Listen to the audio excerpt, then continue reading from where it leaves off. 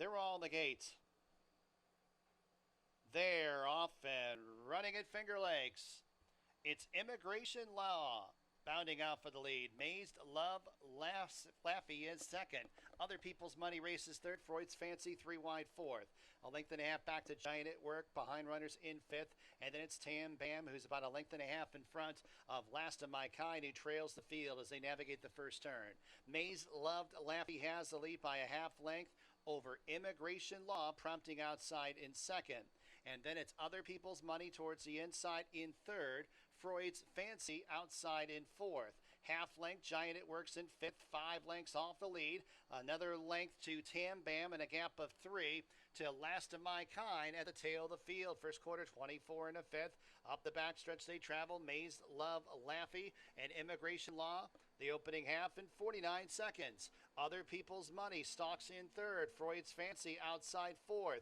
Giant at Work in between horses fifth. Draws within 3 lengths of the lead. Will have to negotiate traffic. Tam Bam given his cue to go after the leaders. Will circle up on the far outside. And 3 lengths back to Last of My Kind, who trails the field. Midway on the turn, it's Immigration Law takes over from Mazed Loved Laffy. Freud's Fancy is making a bid, as well as Giant at Work. Other People's Money has nowhere to go. Tam Bam's on the grandstand side as they reach the top of the stretch. Giant at Work now swoops on in and takes over the lead in upper stretch, and Giant at Work opens up by 4 lengths. Other People's Money's up the inside second. Freud's Fancy, Tam Bam third and fourth. In deep stretch, it's Giant at Work. A 2-race win streak for Giant at Work. Other People's Money second. Close for third, maybe Freud's Fancy.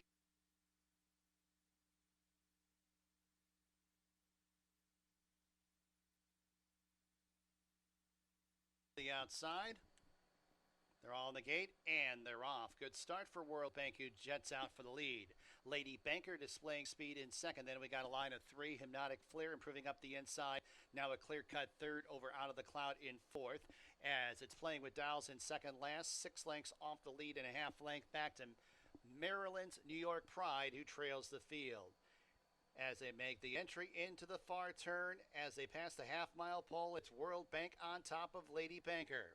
Hypnotic Flare camped on the outside, 3 wide third, 2 lengths off the lead.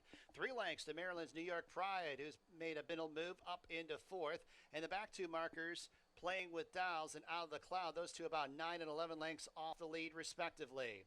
As they wind their way to the quarter pole, Lady Banker on top of World Bank, as it's Maryland's New York Pride able to split rivals up into third, a length and a half off the lead, as Navarro takes a look back on Lady Banker for Maryland's New York Pride, and Maryland's New York Pride rolls right on by Lady Banker at the 8th pole. It's World Bank is up the inside third, as they got a 16th to go. It's Maryland's New York Pride, who opens up and wins by about 4.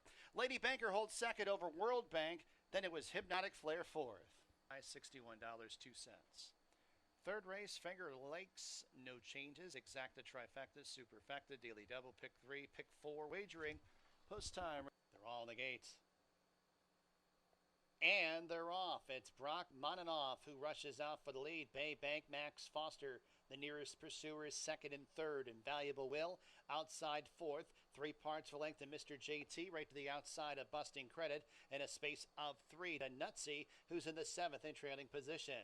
Half mile to go, and the speedster, Brock Monanoff, has the neck in front of Max Foster, who has the rail in second. Then a length and a half, Invaluable Will rates in third. Bay Bank tracks in fourth. Mr. JT, mid-flight fifth, 5.5 off the lead. 3.5 lengths back to Busting Credit second last, and 2.5 to Nutsy, who trails the field. Brock Monanoff, Invaluable Will, ranges up to the outside. Max Foster shuffle third. Mr. JT's on the outside with Bay Bank, and then it's Busting Credit second last. Nutsy towards the inside of the back of the pack.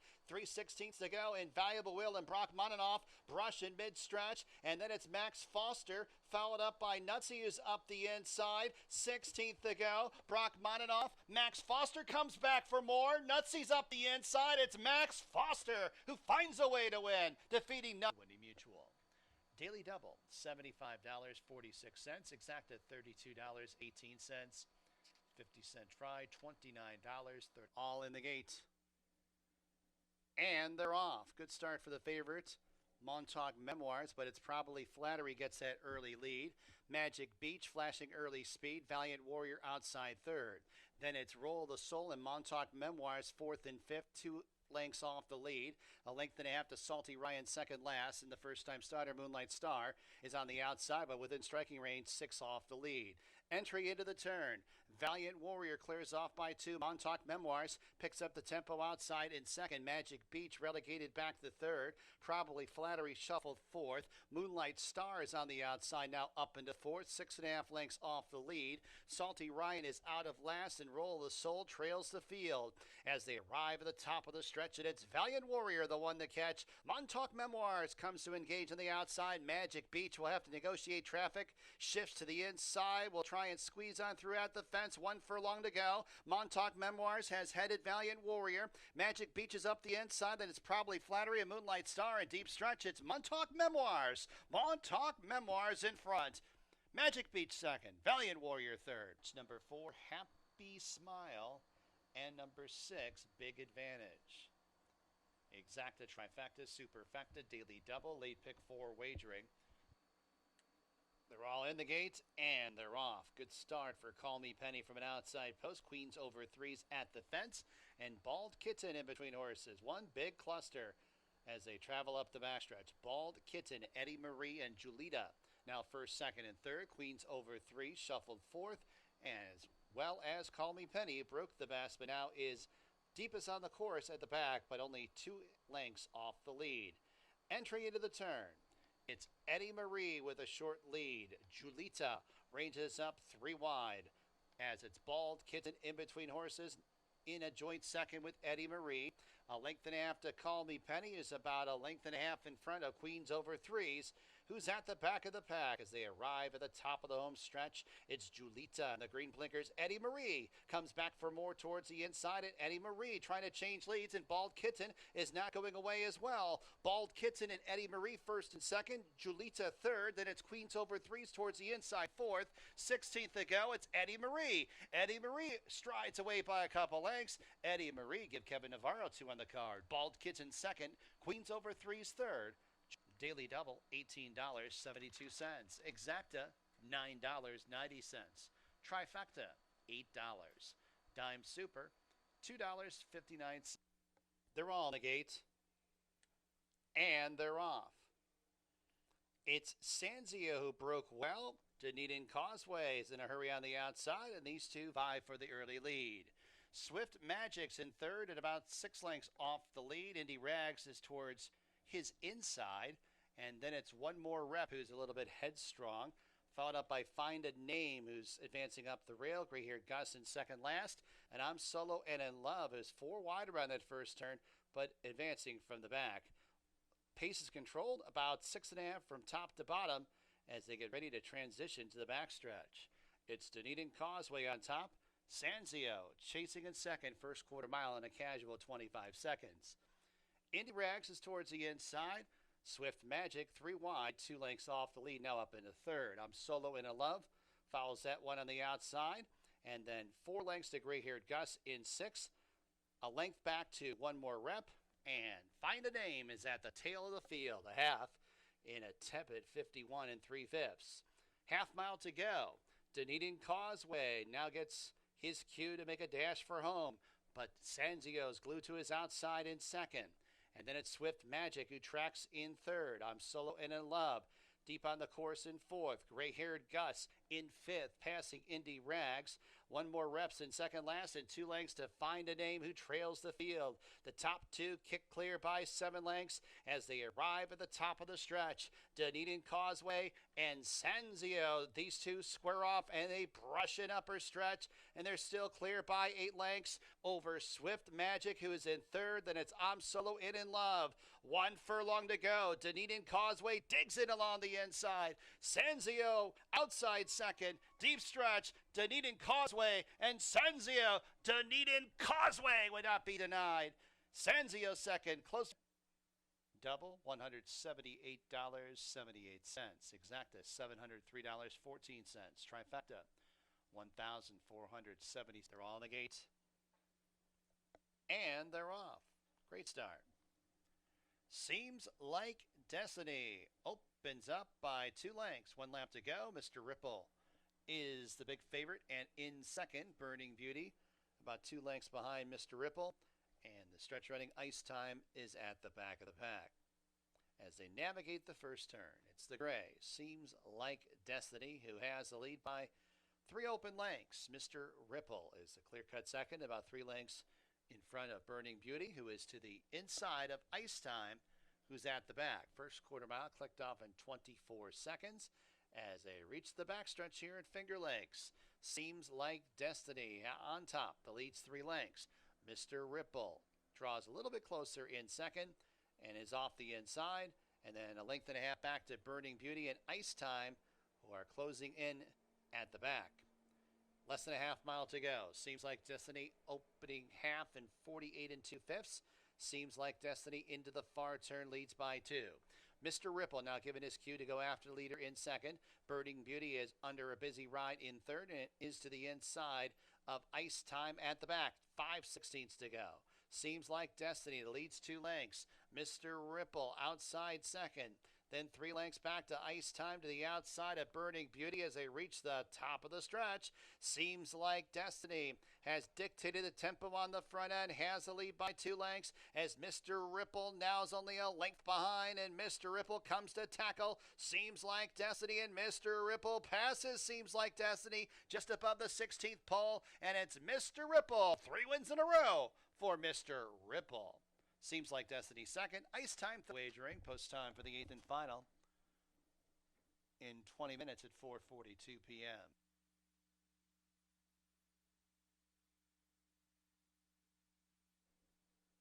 They're all in the gate, and they're off. Good start for Racer X, awaiting trial, Rio Aleve and Night Missio. Night Missio and awaiting trial first and second. Rio Aleve, 3 wide and third, a half length off the lead. Then we got a cluster of 4. Racer X, Captain Bonnet, as well as Frenchman James and Go Long make up the next cluster. And Cara Dia Mejor is at the back of the pack and about 6.5 lengths off the lead.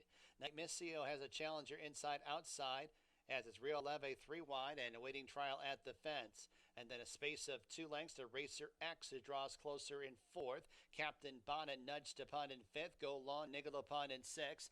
Cara Dia Mejor trying to pick his way through traffic in 7th. 8 lengths off the lead. And Frenchman James is at the back of the pack as they arrive at the top of the stretch. Night Missio and the white blinkers. Rio Leve's on the outside. These two are squaring off in upper stretch, and they're clear by 5 over Racer X in 3rd. They run down to the 16th pole. Night Missio and Rio Aleve, they've been 1st and 2nd throughout. Racer X in 3rd in deep stretch. Night Missio reaches for the finish. Night Missio in the nightcap, defeating Rio Aleve and Racer X. A few more lengths to come.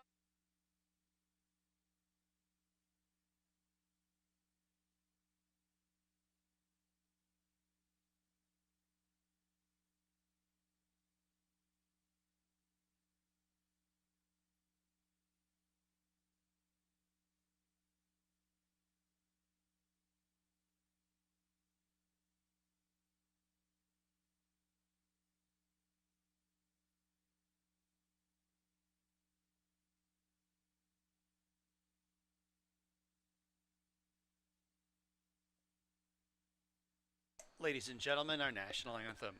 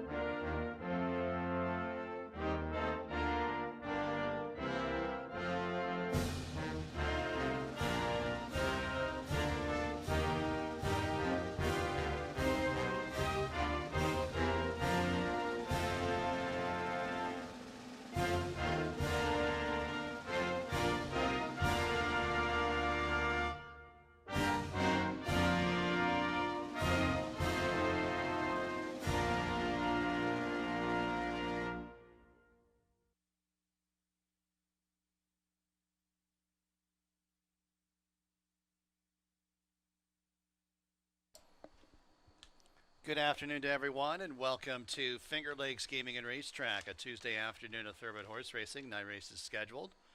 Track at Finger Lakes is fast. My name is Bill Downs, track announcer here at Finger Lakes, and I've got the scratches and changes for today's program. First race. In the first race, owner of number 4, Tap It Happy John, should read John T. Aho. Second race. Late work for number 7, Jessica's Race. Workout at Finger Lakes, September 27th. 3 furlongs fast surface, 38.20 breezing. Third race. No changes in races 3 and 4. No changes races 3 and 4. Skip over to race number 5. Fifth race, scratch number 2, MAS Scrooves. Number 2, MAS Scrooves, a scratch of the 5th. Late work for number 5, We Don't Believe Her. Workout took place at Finger Lakes September 26th. 3 furlong sloppy surface, 35.20 breezing from the gates.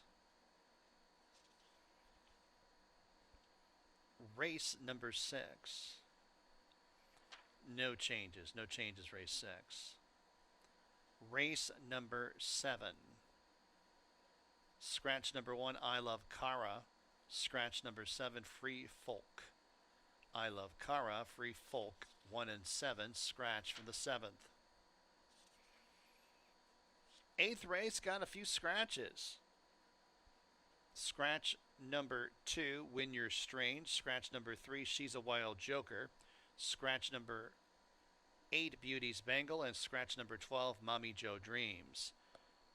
When You're Strange, She's a Wild Joker, Beauty's Bangle, Mommy Joe Dreams. 2, 3, 8, 12. All scratch for the 8th race. Got a jockey change at number 5, Red Wine and Whiskey, to Jeremias Flores. Jeremias Flores on number 5, Red Wine and Whiskey. Jockey change on number 7, Queen's Cat, to Nasario Alvarado. Nasario Alvarado on number 7, Queen's Cat.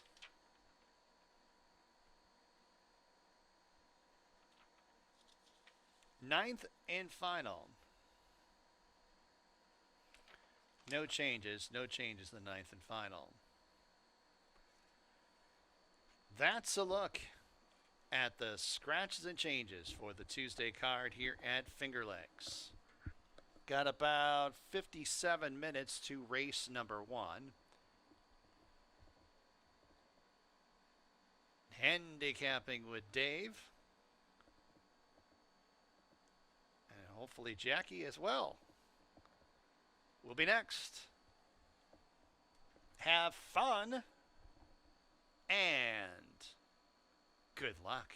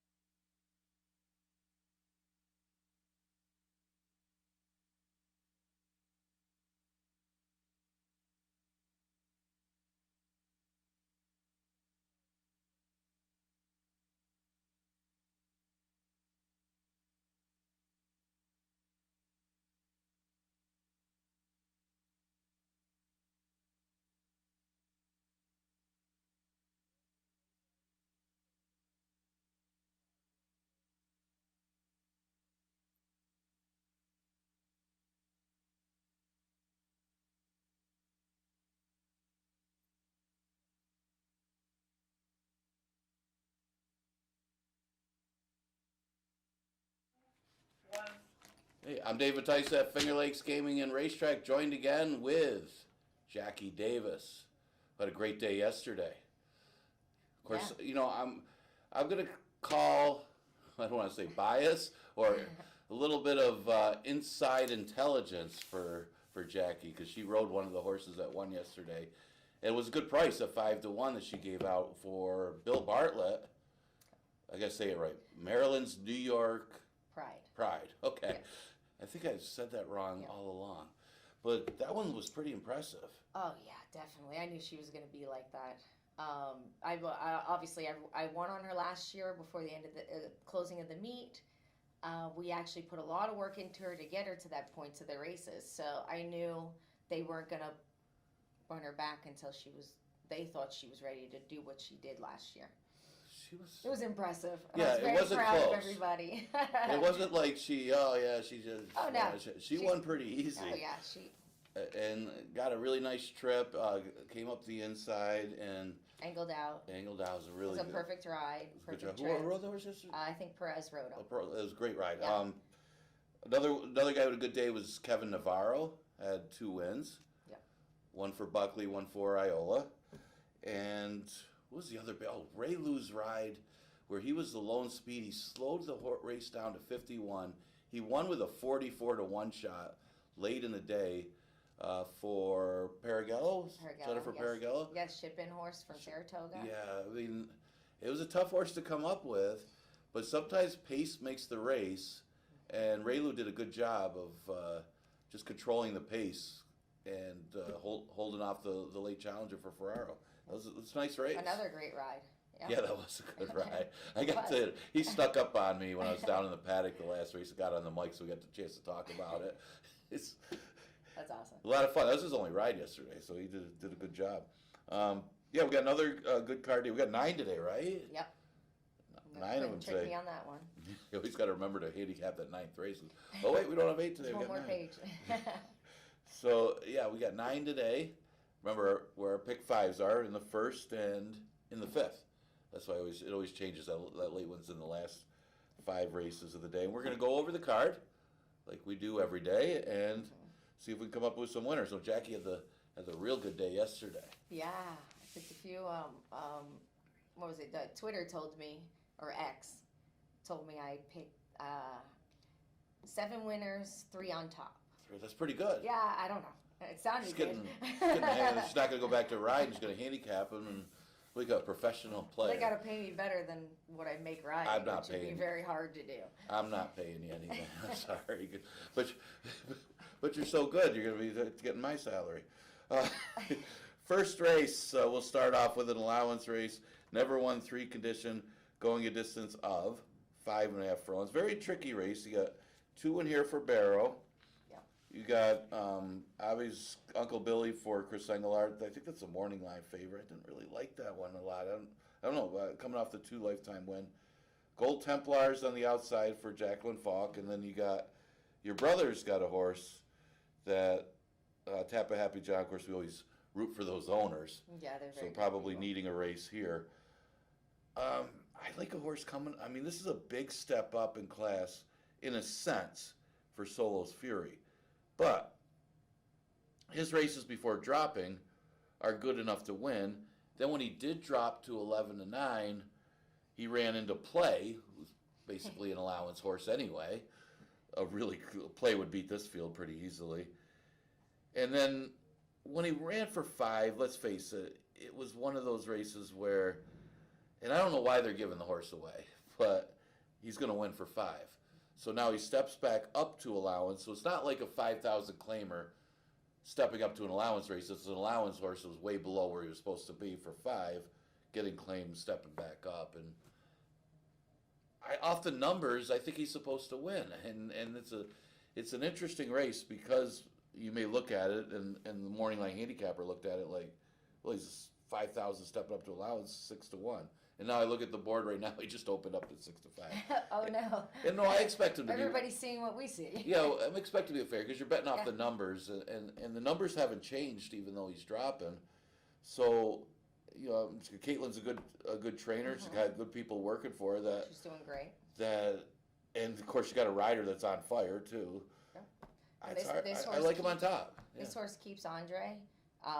There's another horse in here that he was riding, the 5-horse, Ava's Uncle Billy. Mm-hmm. And he comes off his main barn to stay with this horse that he knows, and there's a reason, obviously. Yeah. And then I like Billy the Gate for second. He's gone to the lead. I think if he lets the speed go, there's not a whole lot of speed in here anyways, other than Andre and on Solo's Fury. If he sits off him, he may be able to keep a check or maybe win it. You have a horse like Gold Templar, who really, he's coming into himself this year. And I always like that horse. He's a big horse. He's coming from the outside. He won't have to do a whole lot to save ground or stay where he wants to be. Mm-hmm. And and then you have Andre does come off this Ava's Uncle Billy, but Rohina's on fire as well for the Right. barn, so you can't leave him out. It's like one of those moves, and Yeah. sometimes I pay attention to that a little too much, and I've liked horses, and then I see the rider get off to ride somebody else, so I pick the one that even though I like the other horse, I'm like. I know it's a hard. This was kind See, of a you guys tough one. confuse me when you do that stuff Yeah. sometimes.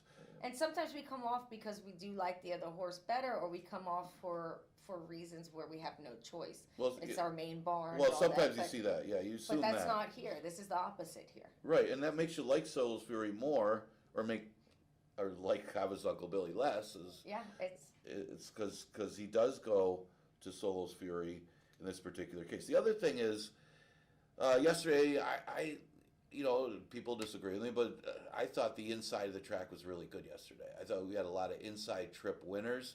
The horses that weren't on the inside that won were just much the best in those races. And even the horse we were talking about, the Maryland's New York Pride, did have an inside tip out type trip. So I thought a lot of the winners, I thought the inside of the track, and it wasn't one of those inside dominant tracks where you go to the lead on the inside, you win every race. But I thought the inside trips had an advantage. And see if that continues today, which would probably benefit a horse like Solo's Fury, because he might be the inside speed. And you look at the race, there isn't a lot of speed. I thought maybe Billy at the Gate might be the other one that may try to go to the lead, because Barrow's got two of them in here, and my cool hand Luke's more of a deep closer. So Billy at the Gate might be the one to press, but there isn't a lot of speed in here that maybe Solo's Fury can, from the rail, take the initiative and go to the lead in here. Yeah, I think that's what's going to happen here.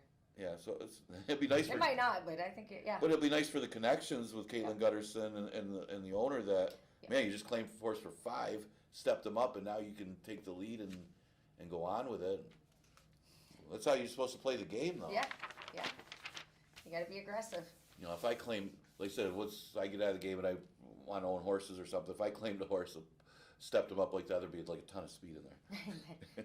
But that's there's some luck to it when it comes to that. There certainly is.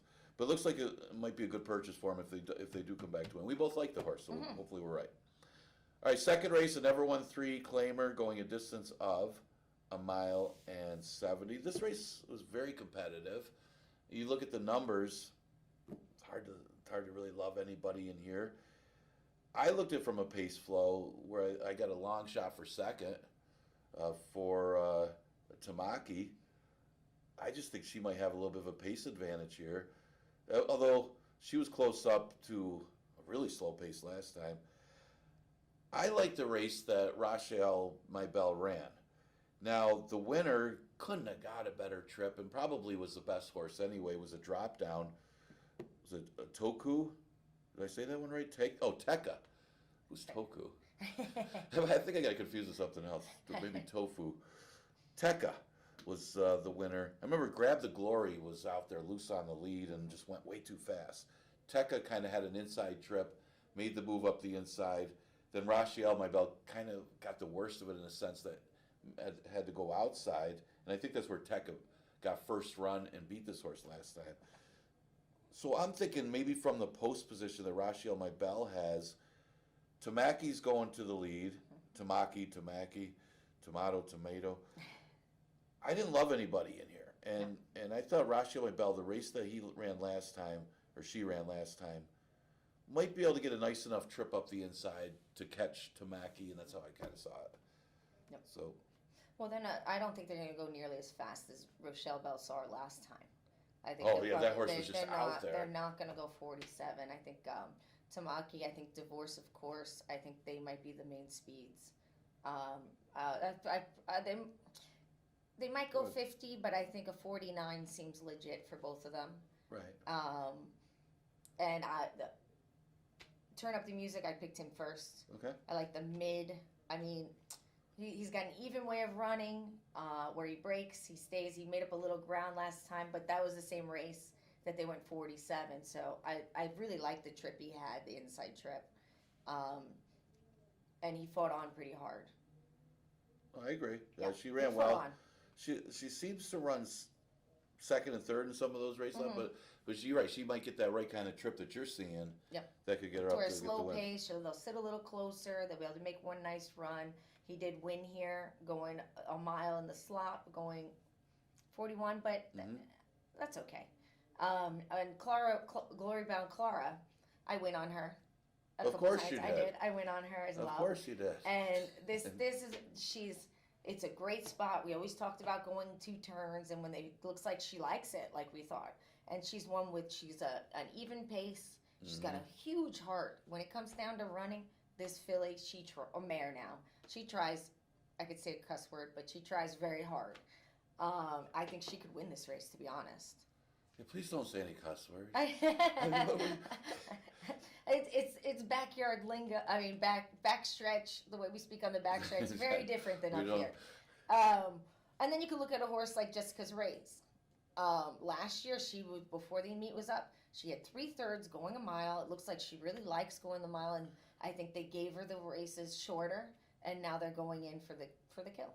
Yeah, I see all your points, Yeah. and the thing is, and you're right. The pace flow, you could see a 50 here though.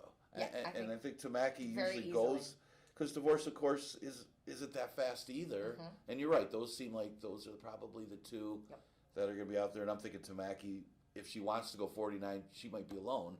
If Divorce, of course, sits right off of her. Mhm. So I'm hoping Rashi on my belt doesn't get too far off of Tamaki this race. And you look, they both came out of that same race, and it was Grab the Glory, who runs later today. Yep. I think cut How's back. that say? I mean, was out there speeding. Yep. I mean, that horse. Maybe they were trying to blow out the horse long. And I think Rochelle, my bell, I think she runs better when there's the last couple races she sat closer when they went slower. Right. So as long as the rider's aware, and that's a great rider, so Rahina, he'll catch the pace. I just think Tekka, who was a good driver, just got a first run on her, and Mm-hmm. Turn Up the Music, same thing, and Yep. Turn Up the Music kind of flattened out more with her run. Yep. That particular race, but as you say, and she's never missed the board of this distance. Turn Up the Music, so I had to use her top 3. Exactly. It's a good second race. So Yeah. we go to the third, Mhm. and it is a starter. There's an optional claiming tag. There is actually a horse in here for the tag. There's 2 of them. The Shoe Lady goes in for the tag, and I thought could be considered a drop going in for the tag here. And Follow Your Arrow for Engelhard is in for the tag as well. I mean, I liked the Shoe Lady last time, got caught chasing, and Fabulous Fox. That was a great race. Change of barns maybe for Fabulous Fox. I mean, went to Ferraro, was it Saratoga for a race, and then came back here and was back to the Fabulous Fox we saw when that horse first came here. Well, and so you gotta understand, Saratoga, I keep saying they usually either the Oklahoma or the main track, it's a much deeper surface than here. So she definitely came back fit. Definitely. I mean, she definitely. She looked like when she started, I think she broke her maiden first time out, right? I mean, she was really good here before. I know Linda Dixon had this horse Yep. had that horse before, and I tried hard to ride it, and they wouldn't let me ride him. you never. Oh. No, that was one of the few I couldn't get my hands on. I liked her. I mean, I picked her a lot. I remember because she was good, and she just wasn't going good anymore. So she came back better than ever. I think Ferraro ran 1-2 in that race, Ferraro Jr. And the Shoe Lady, she didn't get the kind of trip that she was getting. I mean, they put her in the Arctic Queen Stakes and against True Empress. So it's not like she ran that bad. Maybe it was more of a, let's see how good this horse is, a class test for her. Yeah, I see it. Yeah, definitely. Well, this race here, the third race, they're going to go fast. Oh, Boston They're gonna Roxy go and fast. Follow They're Your gonna Arrow. go I mean, fast. both of them do 21 and 4:22. Yep. So And then you have, I know you ain't talking to me, who's a lightning fast. right, she'll And be up close, right? She loves Camilla. I don't know what's going. I rode her a couple of times back a couple trainers ago, and I couldn't get her to run a jump. She did not like me at all. But I know she's stepping up a little bit. But I just those combinations they have to be on the board. Can she pass? I know you rode her before. You said. Mm-hmm. I mean, I guess in a sprint like this, Well, can she sit third? She has. And She has. then win the race. Well, this year, the first time she ran, this year here, she sat fourth and she finished third by a length.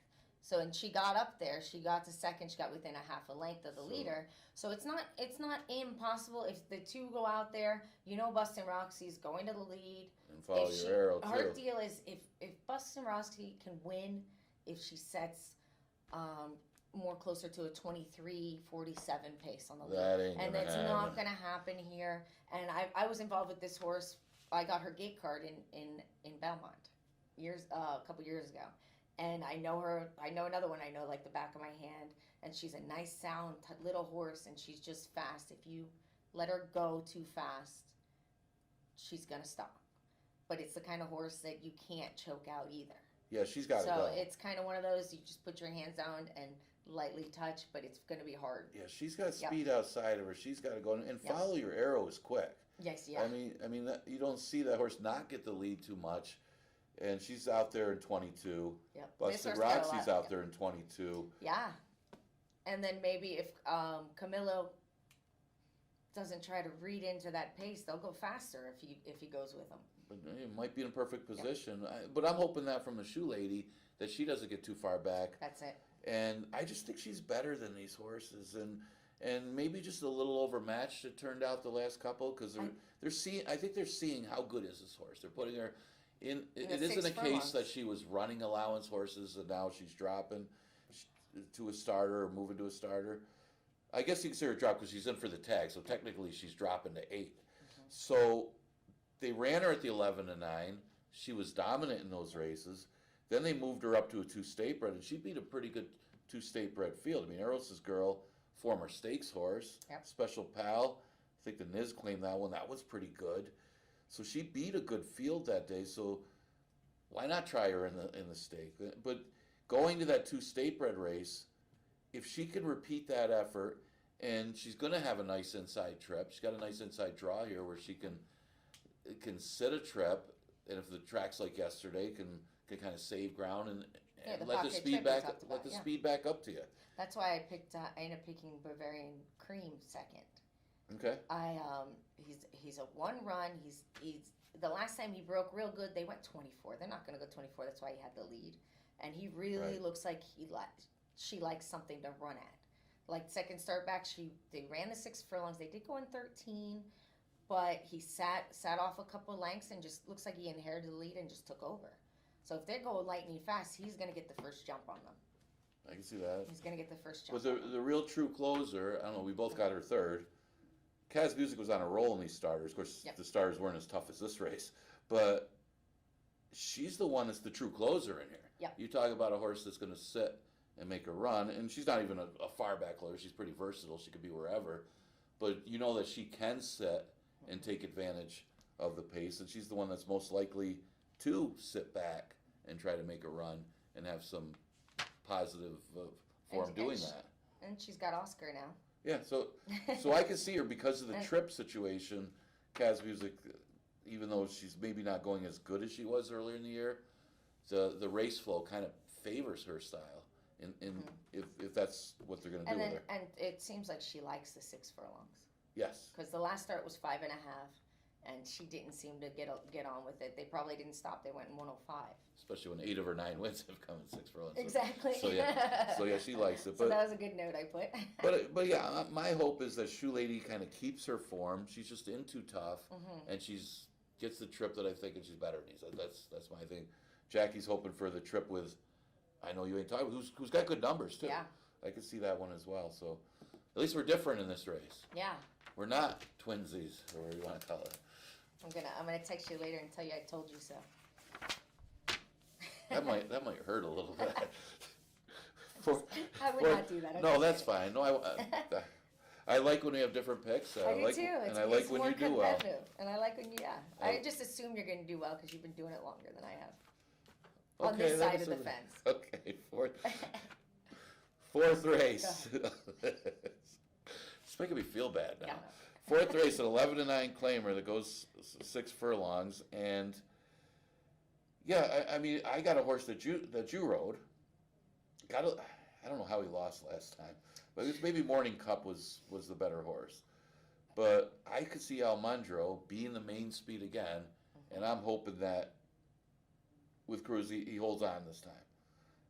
I mean, I look at this Jay Davis riding him, and she won with him a couple times. I have. I've won multiple races with this horse. And he is really one of my favorite horses. He's easy to ride, but he's not easy to ride at the same time. And Cruz has done exceptional. They did a great job putting him on him because they fit. It looked like he was going to hang on going 5.5. And he is going further today, but that doesn't bother me because he is just as good because you know how to rate him at 6 furlongs. I've win right? on him 6. Actually, I've Right. win on him closing from the pocket, which Yep. was shocking, but we did it. But he'll pay. Yeah. Well, I don't want him to do that today. No. I've win on him many times, and I love the 6 furlong. I mean the six post position, because usually when I ride them, we're crying that we're usually in the 1-2 hole with 21 speed outside of us. Right. So. And we could never get lucky going from. Usually when I'm on the outside, we end up winning. So that's usually a plus. Well, I'm hoping he gets 23 here. Well, I'm hoping he's getting 23. I threw the horse outside of him on top, though, and I feel really bad about that. I do have a heart next Salamander right now in my program. But the last time this horse ran for 11, he won by a neck.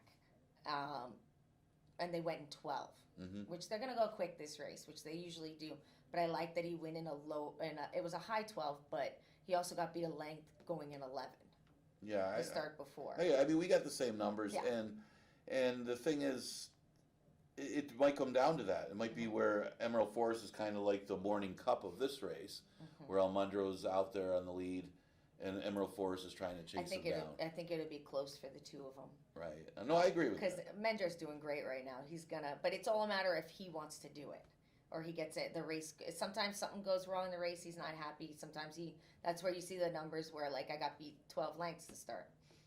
And I might think that you might be right. If you know the horse better than I do in this case, where... No, I want him to win. It's one of my favorite horses I rode, and I'm sad to see me not on him. And then you have the Breaking Stones in here. He's much better at 6 furlongs, in my opinion. And he ran really well you throw the last race out, the 2 steps before that, he won 2 in a row. One jumping up from the 5 since the date or whatever it is. Yep. And then you have the Jules and Bay. He's dropping down, coming from Parks.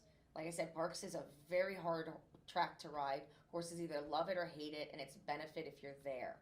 So this horse is probably coming here fit. Yeah, I didn't know what to do with that one. I have a question mark. I didn't know what to do with that one. He's got decent form.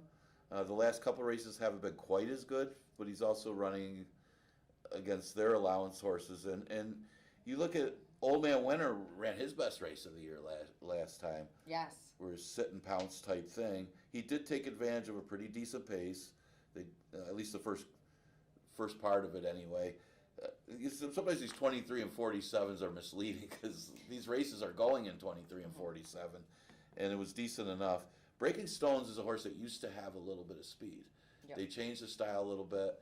He may find himself up closer today because of the lack of pace in here, and he may be in position with Almandro going to the lead where he may be able to get the rail from Old Man Winter and Jules in the Bay and be in the perfect position to strike there. So he's another one that I could see running better than he did last time because of the post position. He was stuck outside the last couple of races, where today that might work out for him, where he might be in a nice position right behind Almandro. Yeah.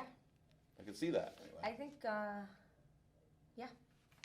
I mean, Tequila runs well fresh. I just didn't see the pace for that horse, although I always like her. But the thing is, Tequila, I mean, she's a girl, right?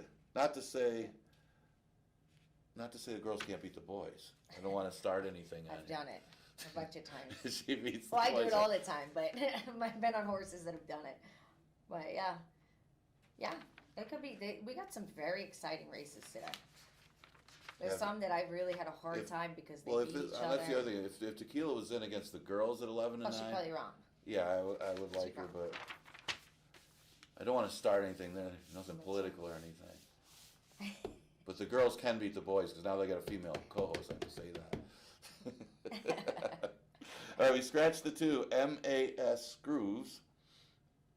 Yeah, I think this race is a matter of pace and a horse that's. I haven't liked the trips this horse has been getting because I want her on the lead and she's just had some issues where she's not getting the lead out of the gate. I'm talking about Isle Storm. Or she's had other speed horses in there and she's not breaking all that sharp. I want her on the lead today. If Isle Storm gets the lead here at 5.5 furlongs and she can get a clear lead over Coffee Futures, she's faster than Coffee Futures. At least she used to be. So I'm just hoping that the Isle Storm, even the race where she got third back on July 21st, that might be good enough to be competitive here. But I think she might have a tactical edge if she breaks well and could get to the lead in here. So I lean towards her top choice. I think Gringotts is better than these horses. But at 5.5, she's got to go get Isle Storm. She's gonna have So a little. we're on the same page. We just have different top choices Yep. in this race. Yep. Yeah. Kofi's Futures I think is definitely going to try for the lead. I think Isla Storm. Isle Storm. Isle Storm. Isle Storm. Gotcha. It might be a case that now that she's older, she might be trying to change her running style, and I hope not. We might be. It might not be like being seen yet. She'll be in a great position to be in a stalking position outside. If they both go, they both can take the lead easy and maybe try to raid to save something at the end. I don't know if she'll be able to get the lead by herself with the way she's been running. Yeah. And maybe pushing the issue might be why she's not finishing as well. So like the start before the one you said, she looks like he just sat and let her get her pace. And she went on to get a decent track. Well, what actually happened was. Oh wait, you got to tell me because I don't think I watched it. Okay, well no, she actually broke okay. I mean, she Yeah. broke well. Tasty Wave was just sharp. Mhm. Tasty Wave was outside of Oh her. yeah, if Tasty Wave gets the lead. Tasty Wave, it's hard to catch that horse. But the problem was things were tight before the first turn with Tasty Wave in this one, and Naz was forced to kind of check back to get off the rail, and by that time Tasty Wave took off and took a Got the 3-length jump on lead. her. And now she's in a stocky position. She just kind of ran even. I think the with us, so outside post is going to help this horse a lot. Well, that's what I was thinking, and then that was kind of my point too, Yep. because both of the last times she's more inside. Last time she got bumped around right after the start and got caught behind horses at that point, and dirt in her face or whatever you want to say. But yeah, the race before was more of things got a little bit tight. Tasty Wave just really sharp right now, Yep. and once she let Tasty Wave go after that point, It was catch me if you can. and she's I don't like her passing horses. That's why I like her if she can at least be, as you say, if outside of Coffee Futures, if that horse She'll be forwardly placed. I see right. that. But so she isn't behind horses, but she's out there on the front line with Coffee Futures, if anything, and then maybe take over and win. I could see that trip too. I just don't want it to the point where she is in a stocky position and then forced to pass horses late, 'cause I don't think she's going to do it. I like her more if she at least can be with the leader or on the lead herself. Yep. So hopefully, Yep. that's kind of how we see it. But Then no, you- I can see your point with Gringotts. I mean, she's the best horse probably in the race. I think she's going to be able to sit in a position where she's going to be right behind those horses and make a nice run at them. But then you have like We Don't Believe Her, who's dropping a little bit because she was in the is she dropping? Yeah. And I like when she ran in Mountaineer, she ran for 4 since the date, and she win it. And the start before, she sat a little close. I think I'm not sure, but I think she might have a chance in there. Oh, on her best, she definitely does. And then you have Reiterate, who's going to the bog, and you know how much I like the weight off. Mm-hmm. And I think this horse will improve with this bug girl. Yeah, I liked her. I actually picked her third too. I mean, Yeah. I got her. It's you just look at her form earlier in the year. in the spring. Mm-hmm. Only a couple starts in the summer. They weren't that good. Comes back here off a little bit of a freshening since August. Dropping to 4. Mm-hmm. I think she wakes up a little bit. And mainly because I don't like anything else. I mean, Wine Trail, we watched the replay. What a race that was, the last race. I mean, that could have been a case of the race kind of falling apart. She checked big time trying to sneak up the rail and then had to re-rally. And she did re-rally. And she did, but that's another horse I was riding regularly and went on with the past trainer. And I'm not sure if she's going to get the same kind of trip. That's the only reason I didn't use her. you want her to get a better trip. I would love her to get a better Well, trip. no, I know what you're saying as far as the But, pace scenario doesn't look like it's there. I don't think she's going to, and it's going to be a little harder to maneuver up the rail. She might have to go around this time. I'm not saying go around, but because I like to wait. I know you do. I noticed that. You like to get that seam, and it's... Yeah. My dad used to say you're either a hero or a zero when you sit the pocket. Yeah, you see that a lot in the turf races too. And yeah. as a player, as a gambler, as a handicapper, that's the most frustrating thing. You see, you're getting a perfect trip, saving ground all the way, and then you can't get through. And then in the stretch, they do not let you through, and you're just stuck, hopeless behind, and you don't even hit the board. Imagine being that rider. Yeah, that's sitting there. Oh. It's the worst. And I see them just, and you can tell by the way their body language is. I can't get through. And then you're trying not to panic to make it worse. And we don't have to worry about that here. We do not have turf. We don't have turf for this size fields of that. Yeah, it's so many times. To be honest, I almost didn't come here to ride because you didn't have turf because I really enjoy riding it. Well, we're glad that you did. Okay. 6th race, an 11-9 claimer. Going 6 furlongs, downwards of a race since a date, never won 4, or for the 3-year-olds. And it's an interesting race because, first of all, you got America's Justice, American Pharaoh's first time gelded, coming back since December 23. Dorothy's Happiness is the one that kind of sticks out. What do you do with this horse? He did not run well at all when we last saw him back in August. And he looks so good.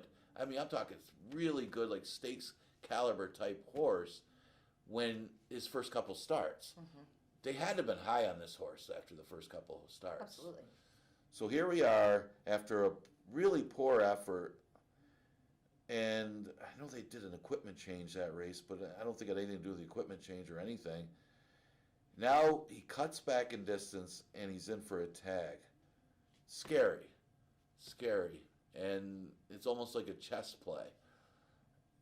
I gotta take him on top just because of the Dorothy's Happiness I've seen in the past, that he's better than these, but I wouldn't be surprised if he doesn't fire against these horses either. So that's the gamble here with this horse.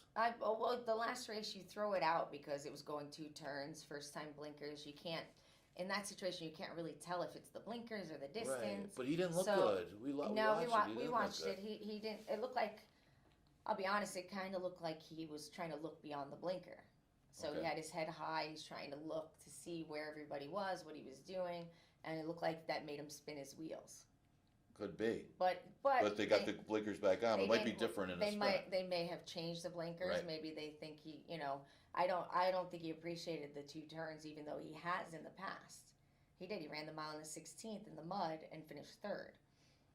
But he was a beaten favorite.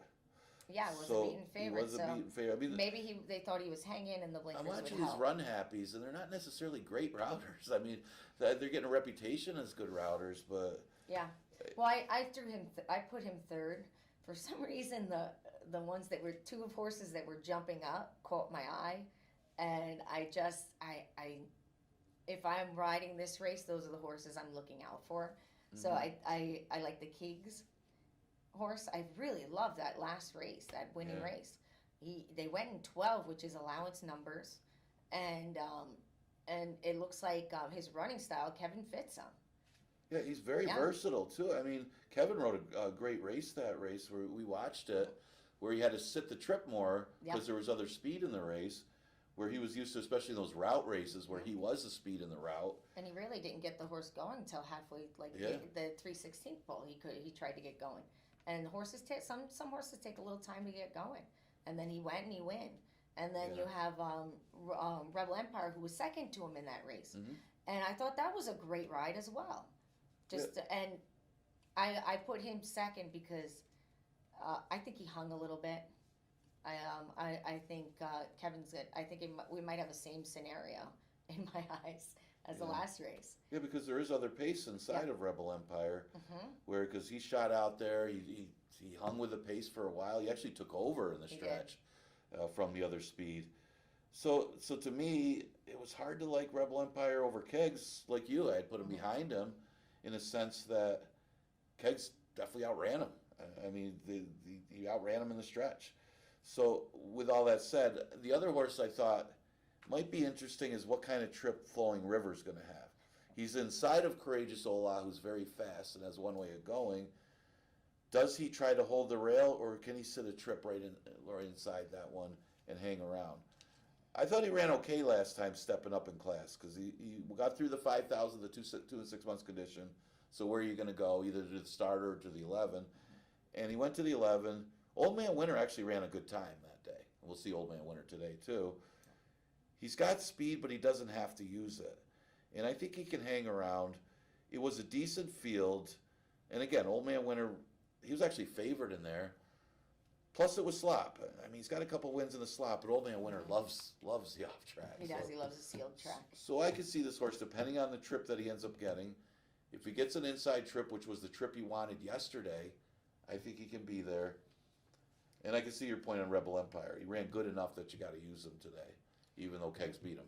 And Courageous Ooh La La with Naz, they're not gonna Ooh La La? Ooh La La. That's what we call him in the barn. Is that? I think so. Ooh La. Oh, you rode this horse before. Yeah, I have ridden him. Yes. I was kind of a fill-in that day, and Naz is not going to make it easy on Flowing River to get the lead. No, and I think he'll He's get the not, lead. so. I think Courageous Ola is faster. Yep. Yeah, I can see your point. That it'll be interesting. Ooh La La going to the front end. It will kind of put Flowing River in an interesting position. What do you do from that rail? It probably Like I said, depends on the break, right? It all depends on the break. Who gets the break? And they're both in the 1-2 hole. I'm not sure. So are you thinking that way when you're Yes. on a horse? I'm not talking about this race specifically.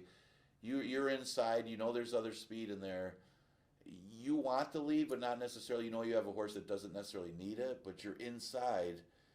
You want to be a little more aggressive getting out, right? Yeah. But it depends on the break how you it depends handle on your it, right? horse. Does this horse have to have the lead? Will he not run good unless he has the lead? If that's the case, you're going all out leaving there. You want the lead, you're sending. Yeah. And then if you don't necessarily need it, you kind of break sending and you make a decision either the first 16th, between the first 16th and then 8th, what you're going to do. It's funny. Because you don't want to take a hold too early, Yeah. because then you end up dropping back too far. You just kind of let it flow, I guess. Gotcha. Yeah. No, it's fine because I see it more other tracks, not necessarily this track, where you got a horse on the inside that doesn't necessarily have a lot of speed, and it's frustrating when you're a player and the horse breaks well, so the jockey goes on with it and then burns them out on the front end. Sometimes that happens. Yeah, no, it So happens. if I get the jump on everybody, if they don't want to send to take it, I'll set my hands down and try to rate. But not all horses like to be sent Nope. like that, and I can understand a jockey doing that in a sense where you're on the inside. You don't want to take it from You them, don't so. want to, it's well, you end up a lot of times they go too quick and then stop and. Yeah, like I said, it's a split second. And then I'm decision. yelling at the jockey because I lost the race. That's Okay. what I've been doing lately. All right, 7th race, scratch the 1. I love Kara, scratch the 7. Free Folk. I think we talked about this race a lot. We did. We did, and I like Tap It Easy, and I'm kind of forgiving the last race to the sense that Brown Don't Stop was a runaway winner. Yes. And at that point, everybody was chasing. So the margin's pretty bad. I mean, you're over 20 lengths. But at that point, I think you're just throwing in the towel in a sense that horse is just running away with it. Mm-hmm. He's a horse that likes to be up close to begin with, and he wasn't able to do so that day. Today, I kind of have a 2-speed number where I think Tap It Easy and Good As He Gets might just simply go 1-2 around the track. If the pace flow goes that way, where are we going, 1.8 miles here? Mm-hmm. they got to ride it a little differently than we're riding a mile and a mile 70, where I'm hoping to get these two, and that's where it matters, maybe a 50-51 pace. Oh yeah, they're not gonna go wicked fast in this situation. But after they put blinkers on Dracula, what a race he ran! Mm-hmm. What a race! I was so impressed. He just loped around there. So he's gonna be sitting right next to them too if they go 50. Yeah, he won't be that far behind them No. either. And you're right. I was waiting for that horse to go long. We said this horse. We talked a lot The about horse that needs, horse. horse needs to go. He's finally goes long, and it paid off. And if you bet him that day, you were rewarded at 13-1. And he did it like he was doing it the whole time. Like he knew what he was doing. An authentic out of a day by Uncle Mo. Yeah, he wanted to go long and finally did. I think he's going to give the other two a run for their money. Did you say we'll take a bite out of them? Did you see that yesterday? Oh, I forgot. I was going to mention that today. I'm glad you brought that up. The Valuable Will. I don't think he's done that before, has he? I've been riding against that horse since I've started my Finger Lakes career here. Man, that was impressive. He tried to. I think that cost him a placing. I thought he would have been first or second because of the move he made on the outside. Coming into the eighth pole. I mean, he really just turned his head completely to try to bite that other horse. Coming into the eighth pole, he was wide, and then the other horse was coming to him. And when he got next to him, he went over to reach for him. Mad about something. Twice he did. It made me laugh, but it was cost him. Well, if you didn't bet the race, it made you laugh. So No, I laughed too. I give my picks, and I just assume I'm not allowed to bet since I still hold the license. Go ahead. Anyway, maybe you have the other horse have a cookie in his mouth next time just to make sure. Oh yeah, we can distract him. If I'm riding for him, I'll distract him. Put like a Put on the end of my stick. There you go. All right, we scratched the 2, 3, 8, and 12 out of the last. We got a flip-flop of riders. Naz Alvarado will be on Queen's Cat, Flores on Red Wine and Whiskey. And Queen's Cat definitely plays here. And I brought up to you that this horse is technically out of condition. I mean, she fits the condition because she could go in for the one state bred. But even for the 4 lifetime part of it, she's still eligible for the straight 3 lifetime. So she's in a little tough. They're looking to win this twice, I guess. They could, and they could do it. Yeah. If they keep riding it the same way, you could go in it twice, but you would lose the 3 lifetime in a sense, the straight 3 lifetime if you win. Oh yeah, that's a problem. Well, it's not. You want to win races. She's such a nice horse. I don't think they're really worried about that. Well, we'll finish up though because we're running out of time. Yeah. I got a horse by Nyquist here, and talk about spiritual lady. Off of the form, you're talking about those starters, the Open 12-5, coming into the one state bred here at Finger Lakes, a 5-time winner. She's supposed to win with the form that she has, so I'm going with her on top. Queen's Cat, I can see her winning. She's got the numbers to do so. She doesn't know she's out of condition, unless they're telling her, hey, you're out of condition. Apollo Vitelli, we watched the replay on that one. She didn't break all that sharp, but she did make up a lot of ground in the latter part of that race. So maybe with a better start, trip over the track, she could run better. And the outside horse, I mean, she was running against the conditionals at Saratoga and coming off a victory. Tough last race. I mean, there's a few of them you can make a case for. It's not the last race. Or tough 8th race. So we got to hurry up then. I see the same thing. The 2 horses come shipping in. They both could win. They've got great numbers. I did throw play to good in there, or good play, pay good. Play good, pay good. Play good, pay good. I threw that in there. Rohina Engelhart. You can't leave them out. Okay, so we'll go quick here in the last race.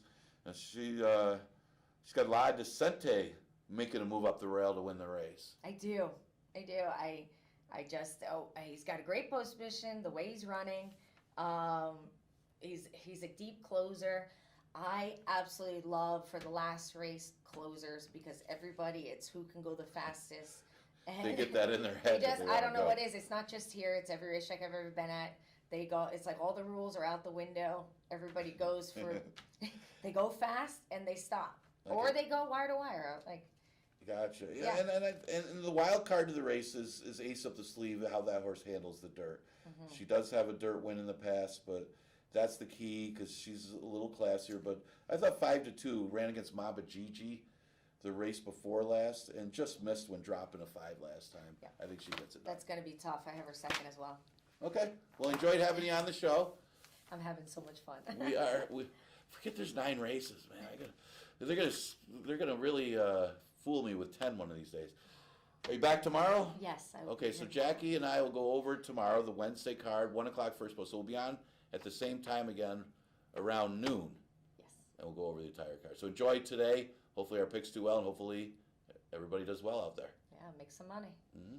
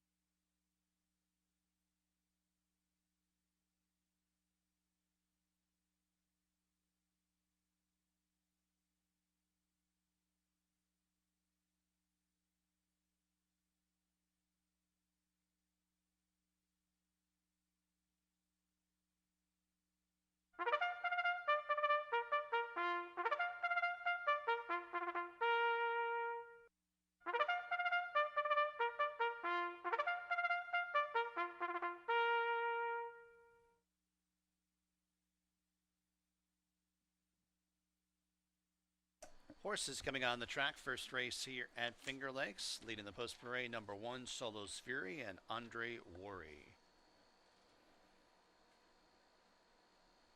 Number 2, Billy at the Gate and Jeremias Flores.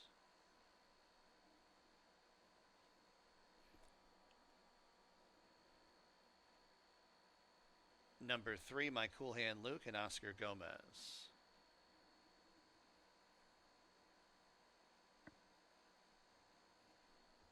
Number 4, Tappin' Happy John, Evan Harkey. Number 5, Ava's Uncle Billy, J.M. Rahina.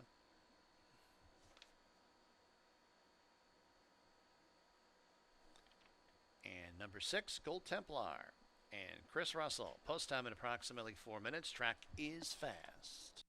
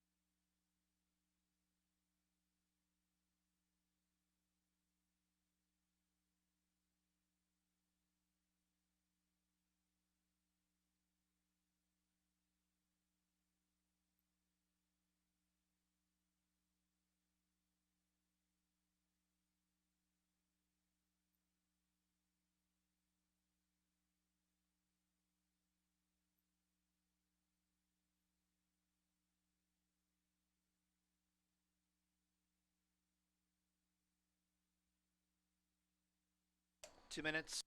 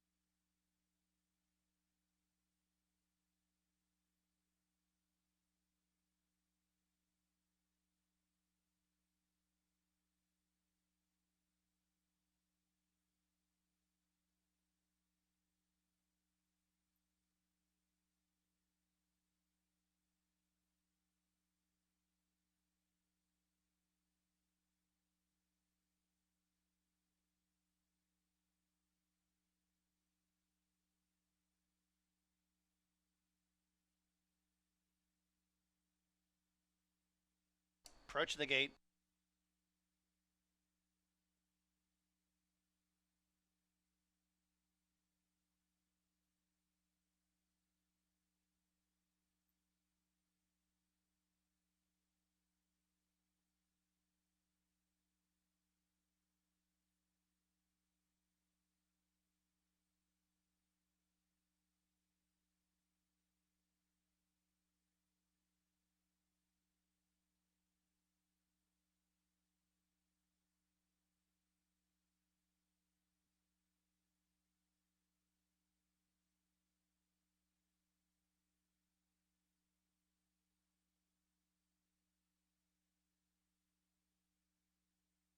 And the horses have arrived at the starting gate for the first race from Finger Lakes.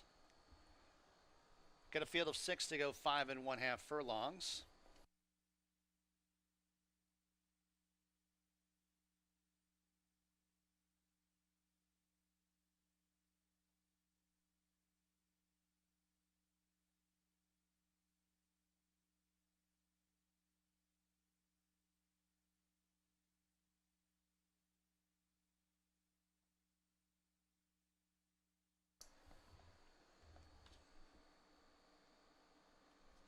Tap It Happy John going up. Ava's Uncle Billy 1 came out the front of the gate. That's number 2, Billy at the gate. And Billy at the gate is running away from the gate. Up the backstretch.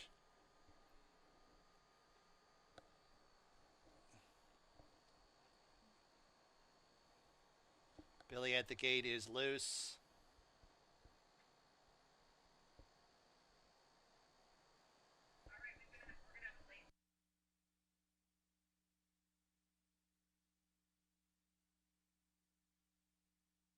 And just got word that number 2, Billy at the gate,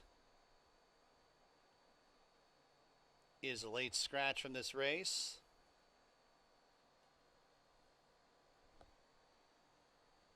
Billy at the gate still is loose, is in the home.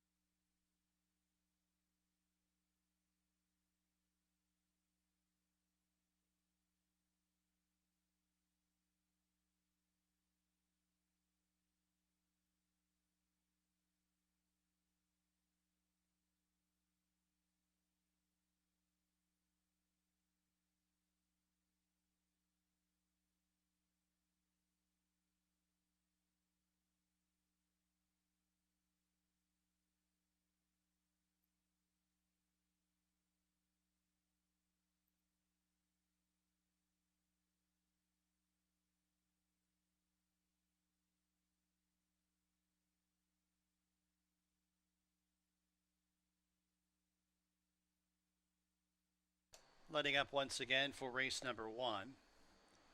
Late defection of the 2, Billy at the gate, who got loose pre-race. Favorite now at 4 to 5, number 1, Solo's Fury.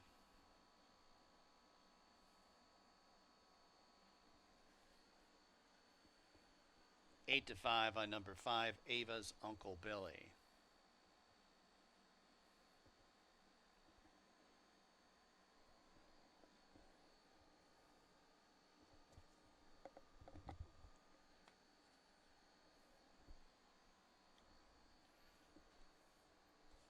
Tap It Happy John, Ava's Uncle Billy.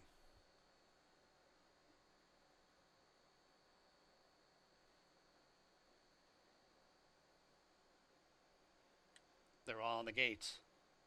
They're off and running at Finger Lakes. It's Gold Templar from an outside post setting out for the lead. Ava's Uncle Billy flashing early speed. Solo's Fury makes it a line of 3 towards the inside. They're clear by 7 lengths over Tappet Happy John, who races in 4th and shifts to the inside there suddenly. And then 4 more lengths to My Cool Hand Luke, who's at the back of the pack. A 3-pronged battle for the lead as they make the entry into the turn. Solo's Fury has the lead and the inside. Gold Templar 3 wide. Ava's Uncle Billy is in between horses, and they're still going at it with 2.5 furlongs to go. A space of about 10 lengths to Tap It Happy John is in second last, and a half length to My Cool Hand Luke, who's at the tail of the field as they arrive at the top of the stretch. Gold Templar 3 wide. Ava's Uncle Billy's in the white blinkers, and Solo's Fury's at the fence. Still about 9 lengths back to My Cool Hand Luke in 4th. They run to the 16th pole. It's Gold Templar gets the better of the other dueling leaders. Ava's Uncle Billy and Solo's Fury. My Cool Hand Luke with late rally on the outside, but it's Gold Templar in front. My Cool Hand Luke second. Ava's Uncle Billy third. Solo's Fury fourth.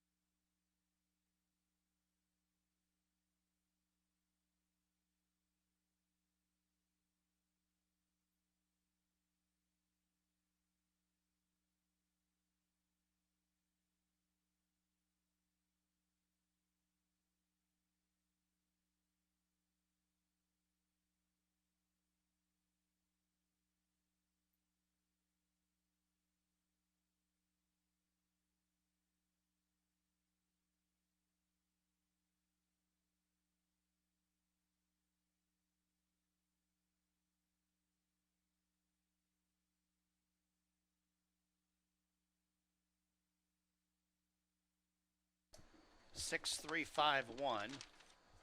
Number 6, Gold Templar. Back to the winner's circle. New York bred, 5-year-old bay gelding by Bolt Doro out of Truss. Gold Bear Farm and Jacqueline Falk, the owners. Jacqueline Falk is the trainer. Chris Russell, the winning jockey.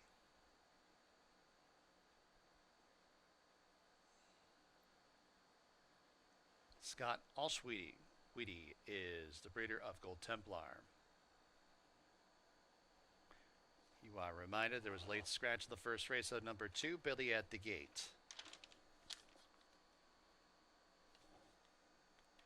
First race is official, $16.98, the winning mutual. Exacta $62.12, trifecta $34.55, super $9.20. Second race at Finger Lakes, there are no changes. Exacta, trifecta, superfecta. Daily double, pick 3 wagering. Post time for race number 2 in about 22 minutes at 1:36 p.m.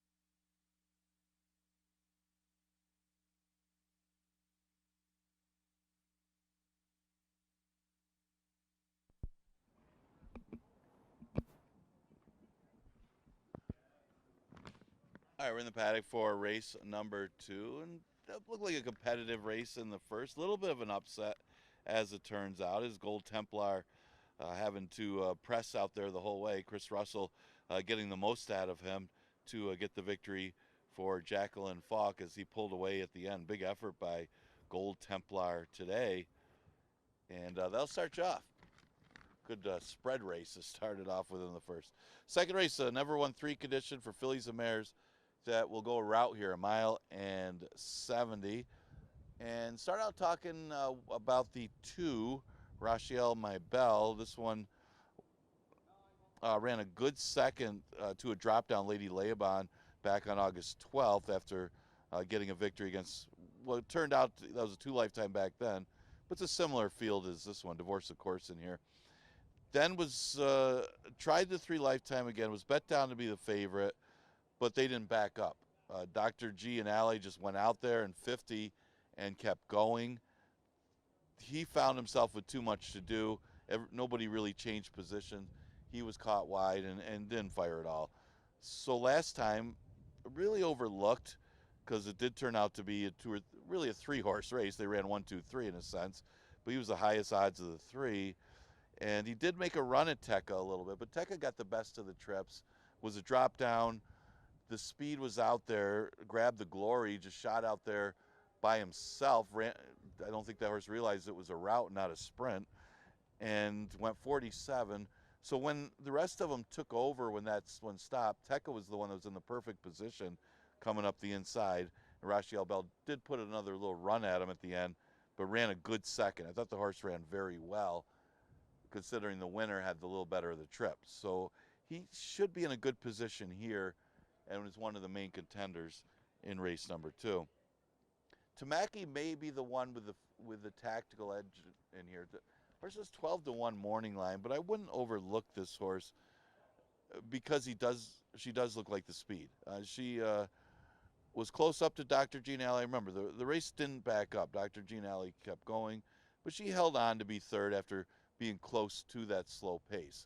Today, it's going to be similar, except for she is the slow pace. If she could get the lead like she did in 51 a couple races ago and hold on better than she did a couple races ago, I don't know what went awry in that race. You're talking about the August 12th race. If you could forgive that August 12th race, there really is no reason not to use Tamaki in here with the lack of pace in here. And she's the longest shot on the board right now at odds of 12-1. Again, you always got to respect a horse that seems to have a tactical edge. The 4, Turn Up the Music. How do you not use this horse, at least in the top 3? She got outkicked by Rachel My Belle on September 10th. Probably the reason I like Rachel My Belle better. But she's always there. She's never missed the board at this 1.70-mile distance. So she likes this distance. And one of her 2 wins have come at the distance as well. She's just one of those horses that's got to get the right kind of trip with her closing style and move at the right time. It just got to work out her way. Otherwise, she's second or third, and likely to be so again today. Certainly a win threat if the trip goes her way. So that's a few of the contenders for race number 2. Exacta Tri Super Daily Double, and the pick 3 starts in here.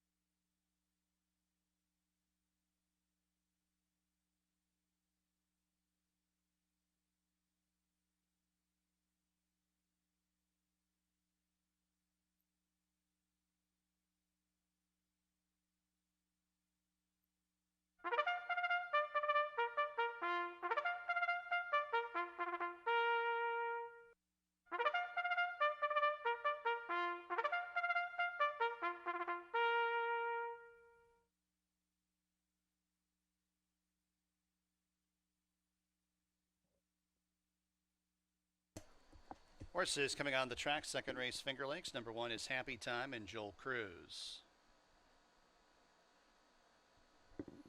Number 2, Rochielle My Belle, GM Rohina. Number 3 is Glory Bound Clara, Luis Perez.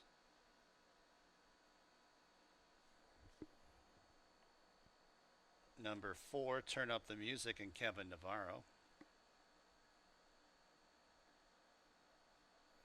Number 5, Tamaki, Juan Diaz. Number 6, Divorced, of course, Caber Koa.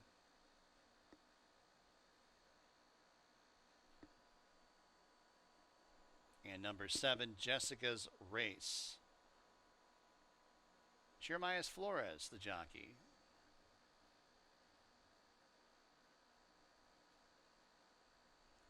Post time in just a few minutes.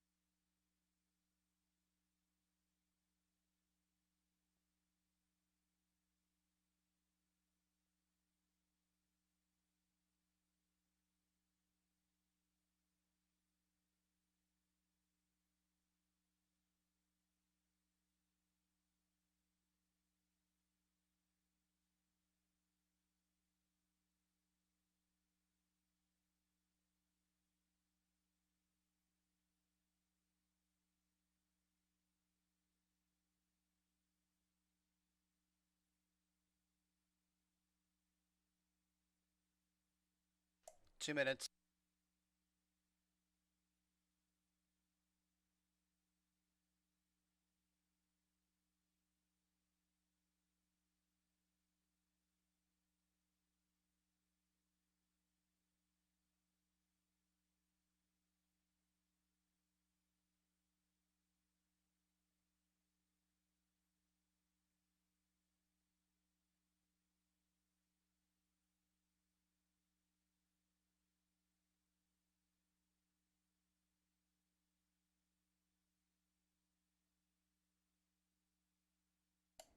Horses are approaching the starting gate.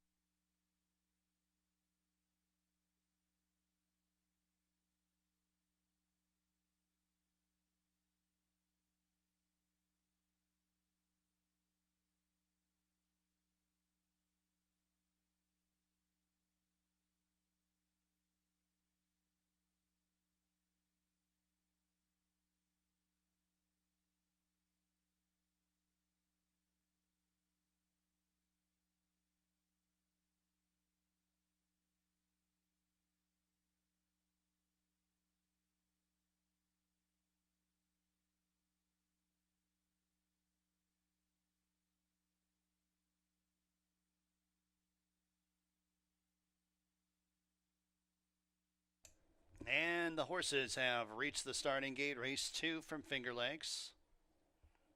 Field of 7 fillies and mares to go a mile and 70 yards.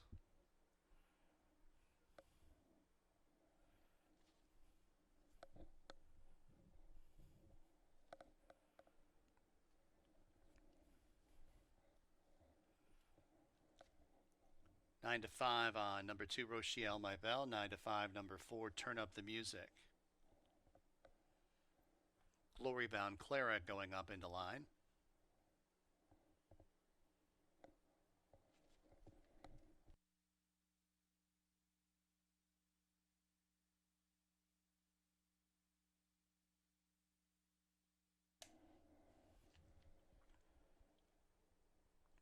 Tamaki, Divorced of Course, and Jessica's Race.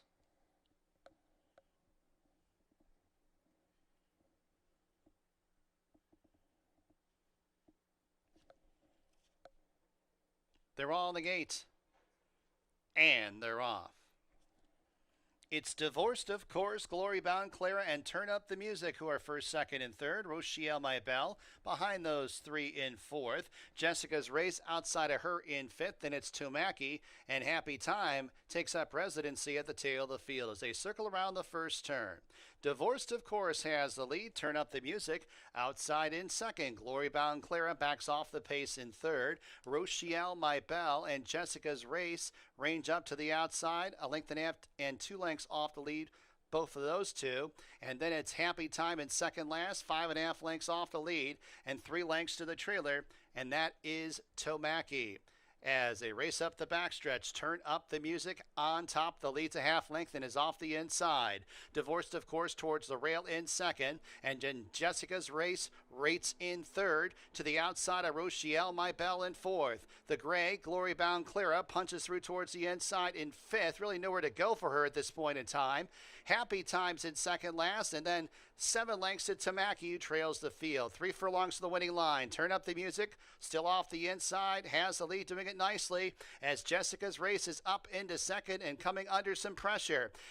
Gap of about 5 lengths back to Glory Bound Clara, who's up into third. Happy Time outside of her in fourth. Rochelle My Bell drops back in fifth as they reach the top of the stretch. Turn Up the Music comes off the turn, leading by 6 big lengths. Jessica's Race is all out in second. Glory Bound Clara is outside in third. They run to the 16th pole. It's Turn Up the Music turning this into a rout. Turn Up the Music's going to win comfortably in the end. Glory Bound Clara second. Jessica's Race third. Rochelle My Bell fourth.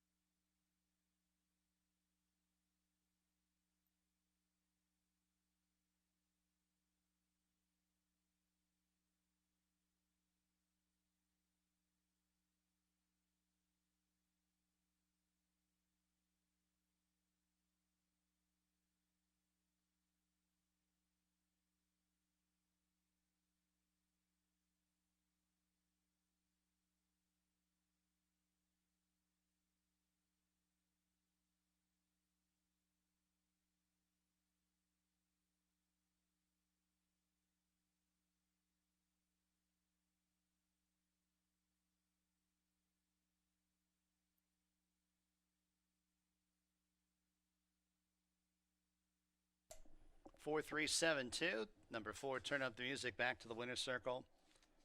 New York bred, 4-year-old chestnut filly by Audible out of They Playing Our Song. Windy Lee Farm owns, Jonathan Buckley trains, Kevin Navarro the winning jockey, the New Hill Farm bred, Turn Up the Music.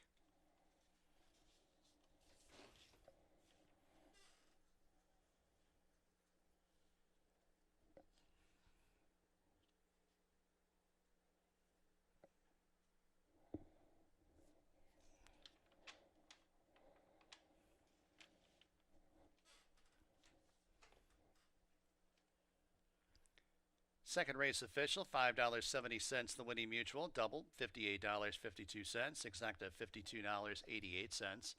Trifecta $64.20, dime super $40.54. Third race from Finger Lakes, no scratches or jockey changes. Exacta, trifecta, superfecta, daily double, and pick 4 wagering. Post time for race number 3 in about 21 minutes at 2:06 p.m.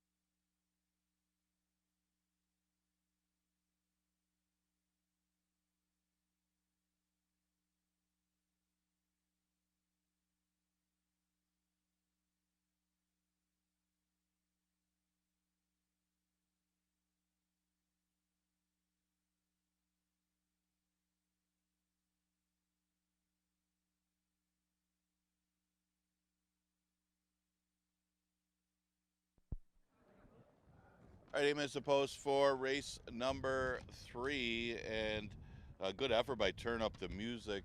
Nice move by Kevin Navarro as Tamaki got off slow, so left Divorce, of course, out there as the main speed.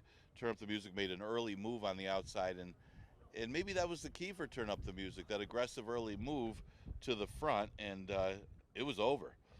Big effort by that one. Kevin Navarro for John Buckley. Navarro with 2 wins yesterday, and another win there in race number 2. All right, this is a starter in the third, couple in for the tag. You got Follow Your Arrow in for the 8,000, and the Shoe Lady also in for the $8,000 tag. Those are the two that are actually getting most of the play against the starter allowance competition. And of course, the starter allowances, they started for a claiming price of 5,000 or less for the last 2 years. Start with the Shoe Lady. We have a couple winners on the outside, which is different than yesterday so far. But the Shoe Lady breaks from the rail, and she's going to face easier here after trying the Arctic Queen Stakes, and then last time running into a very sharp, fabulous Fox, who just went to the front and didn't look back. Actually, it was a Frower Jr. exacta with Dorth Soul Dancer. She got in chase mode, and it just didn't work out for the Shoe Lady that day. Should be in a good position here. You got Bustin' Roxy as the inside speed, Follow Your Arrow as the pressing speed. Shoe Lady could have a chance to actually get off the rail and be in position to make a nice stalking trip and chase down the speed. And she's run against better. I mean, she came in here and looked really good, beating the 11 to 9s before stepping up and winning an allowance race, a good 2 state bred allowance race against former stakes winner Eros' Girl. So she's got the talent, and she'll get some easier competition, and she's getting some play. The 5, of course, is Follow Your Arrow. She ran in the state bred condition last time and looked good winning. She was way too good for that field, but she also had a slower pace than what she's going to get today.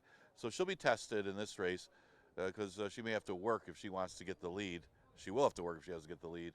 So she's going to have to out-battle the other speed and, of course, hold off horses like the Shoe Lady and Kaz Music. Exacta Tri Super Daily Double and Pick 4 starts in the third. Got about 5 minutes to post.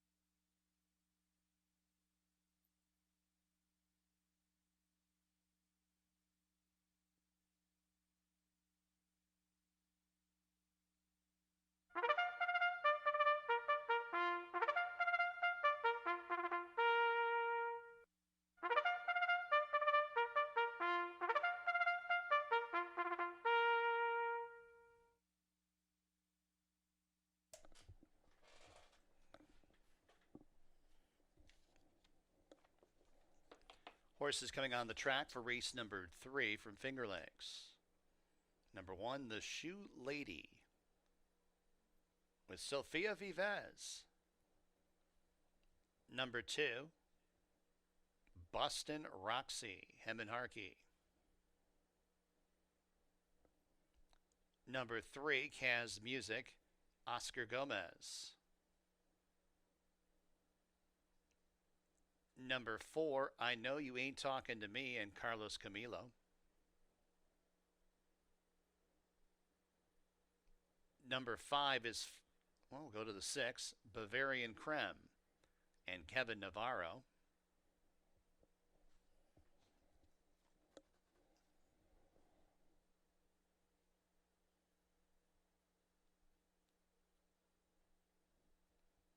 Eventually you'll see the 5, Follow Your Arrow, and Andre Worry. Post time in just a few minutes.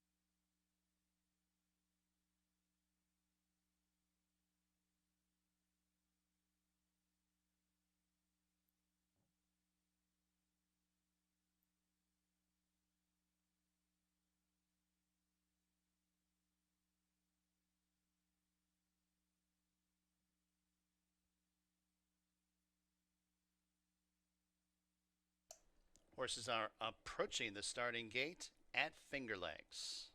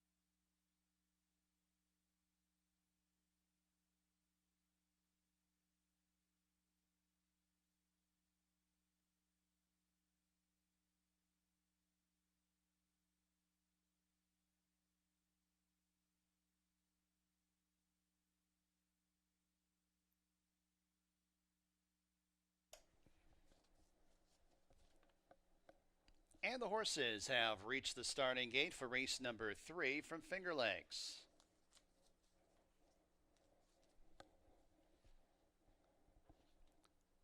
Got a field of 6 fillies and mares to go 6 furlongs. 6 to 5 on number 5, Follow Your Arrow. 9 to 5, number 1, The Shoe Lady.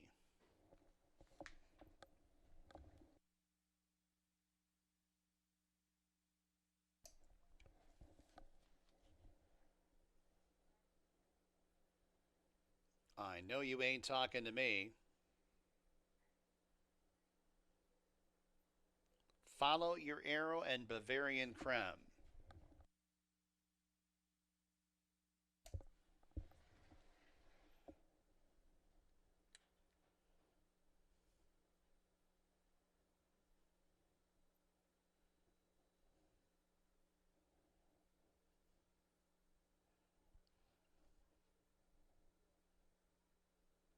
And they're all in the gate. And they're off. Bavarian Creme, Bustin' Roxy, I Know You Ain't Talking to Me. And it's Bustin' Roxy and I Know You Ain't Talking to Me who are first and second early on.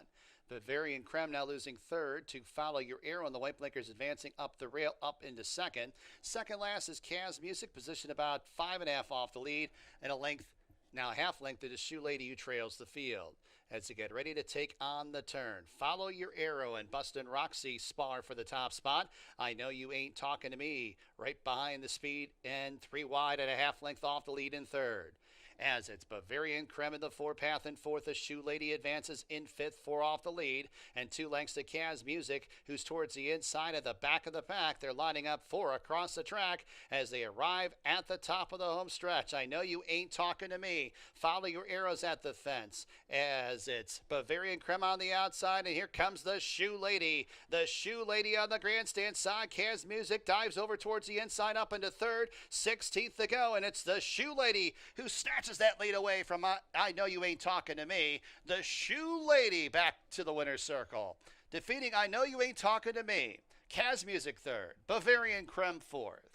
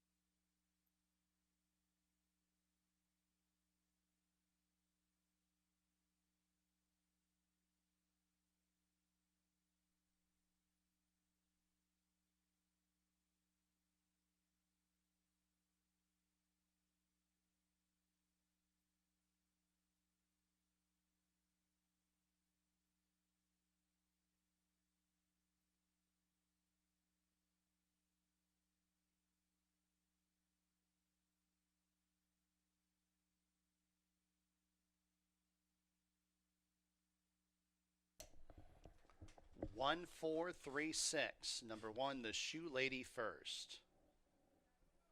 6 furlongs, 113.21.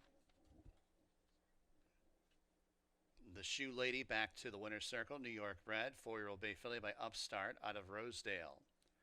Barry Schwartz is the owner. Michael Ferrero, the trainer. Sophia Vivez, the winning jockey. Stonewall Farm bred the Shoe Lady.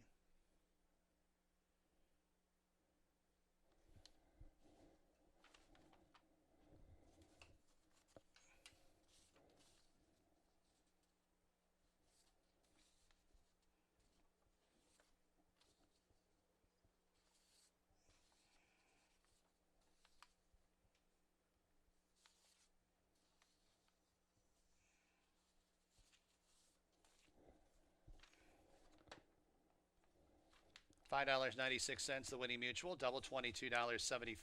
Exacta $25.50. Trifecta $14.61. Dime Super $9.08. Fourth race from Finger Lakes.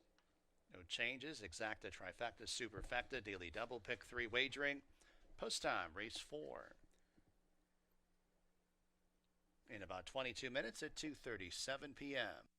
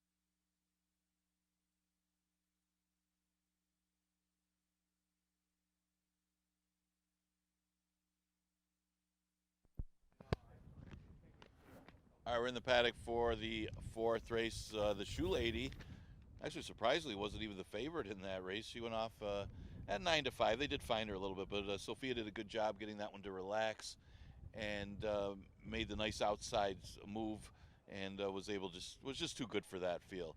She gets a victory for Michael S. Ferraro. We go to the fourth, an 11-9 claimer going a distance of 6 furlongs. We'll start at pick 3 here. We also got a daily double. Good competitive race here. One of the things I noticed with this race is a true lack of pace. Al Mundro could be the main speed in here. Of course, he was last time, but he just got caught at the wire by Morning Cup.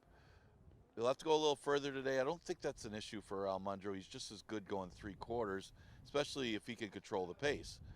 And should be able to. If he's able to get out there and get some sensible fractions, be out there in 47, might prove tough to run down.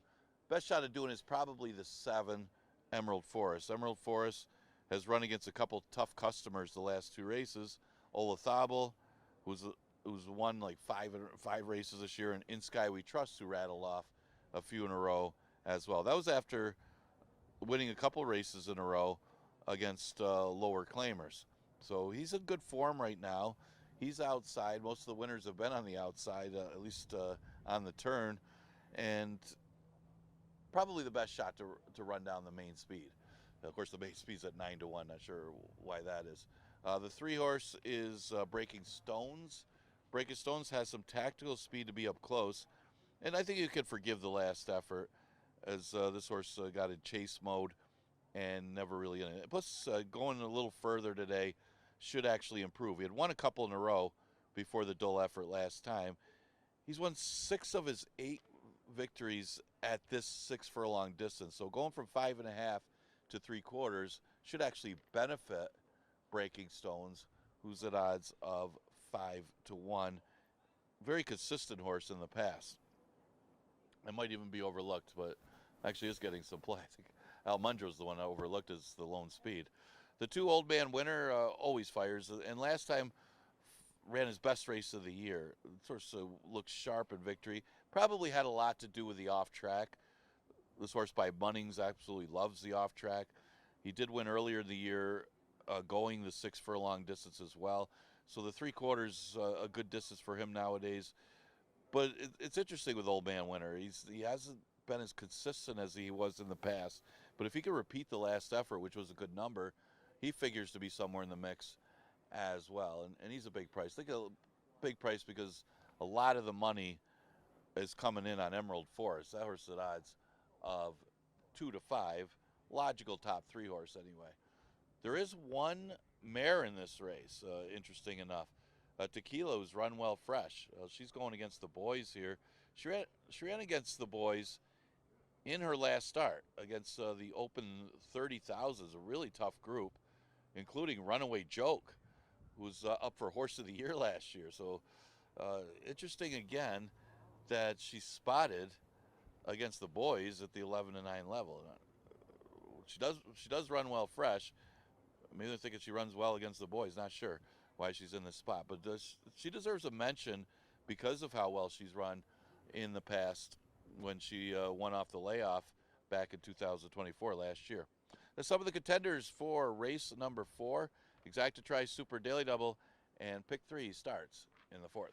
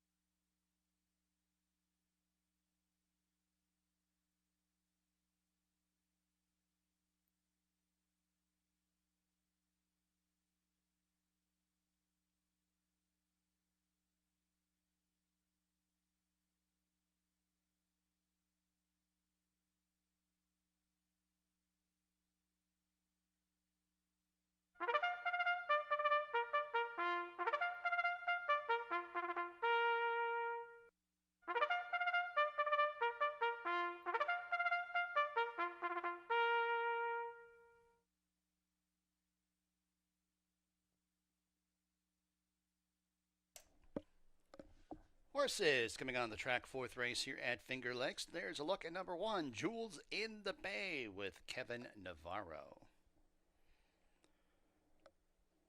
I think we're going to skip to the 3. Yep. Breaking Stones, Jeremiah Flores. Number 4 is Tequila, Luis Perez. Number 5 is Fighter Kite and Carlos Camilo.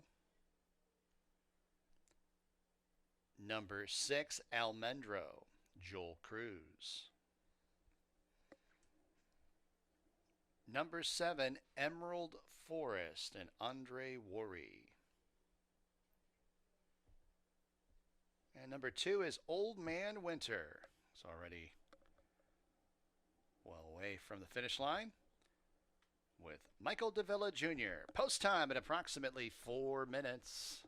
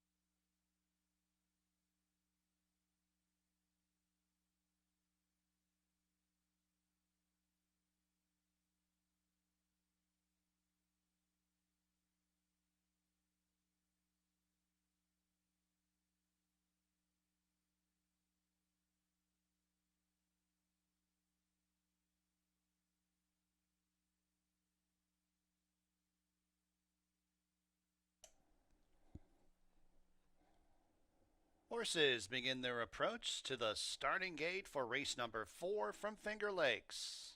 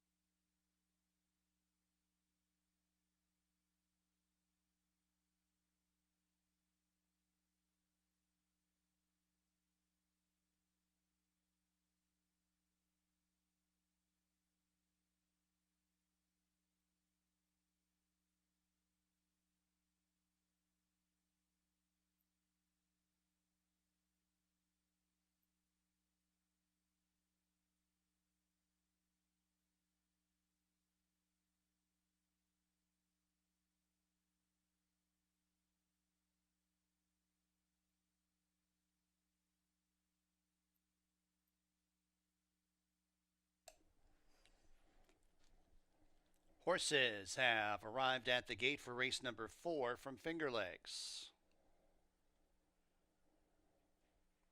Field of 7 to go 6 furlongs.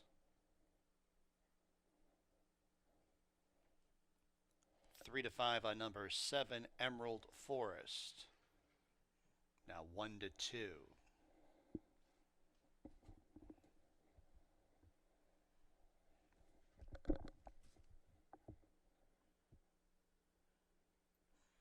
Loading up, Tequila.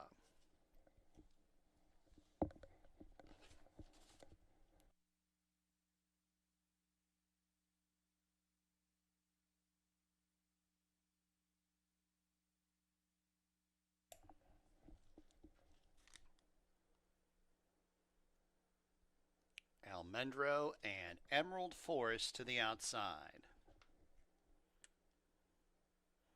They're all in the gate.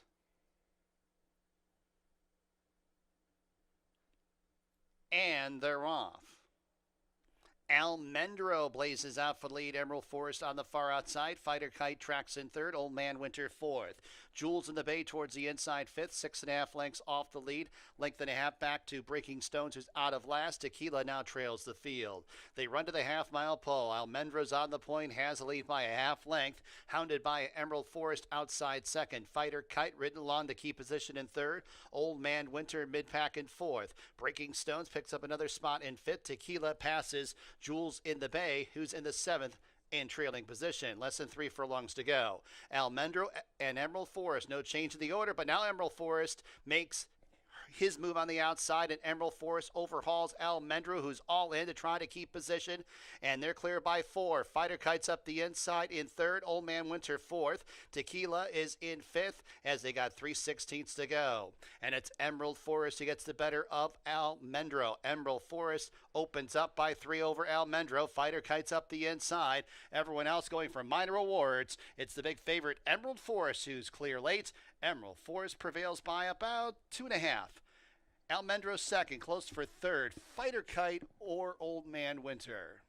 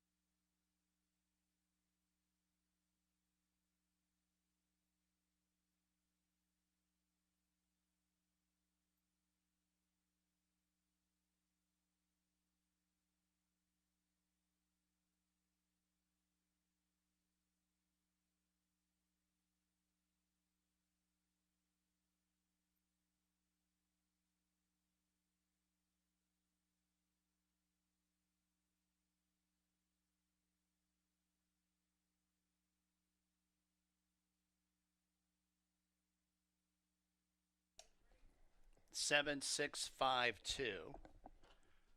Emerald Forest. First.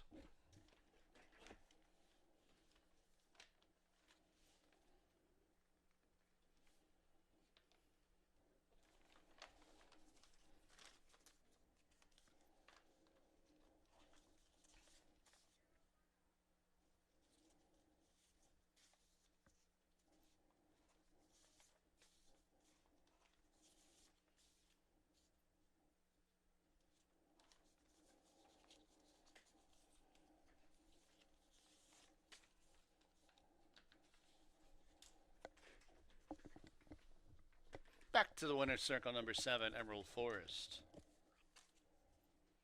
Kentucky bred, 7-year-old bay gelding by gemologist out of Papa's Forest. Charlton Baker, owner trainer. Andre Worry, the winning jockey.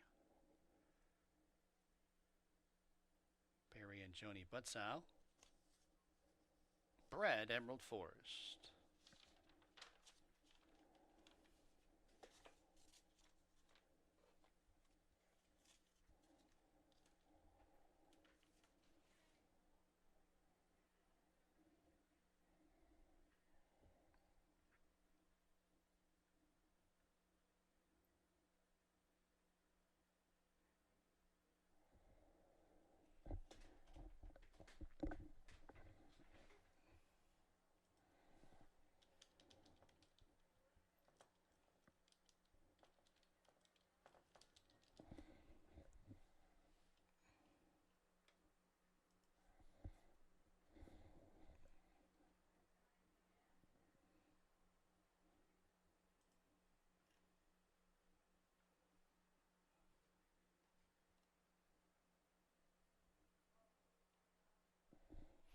$2.46 the winning mutual, double $11.56, exacta $7.58, trifecta $6.68, super $4.49, pick 3 $8.24.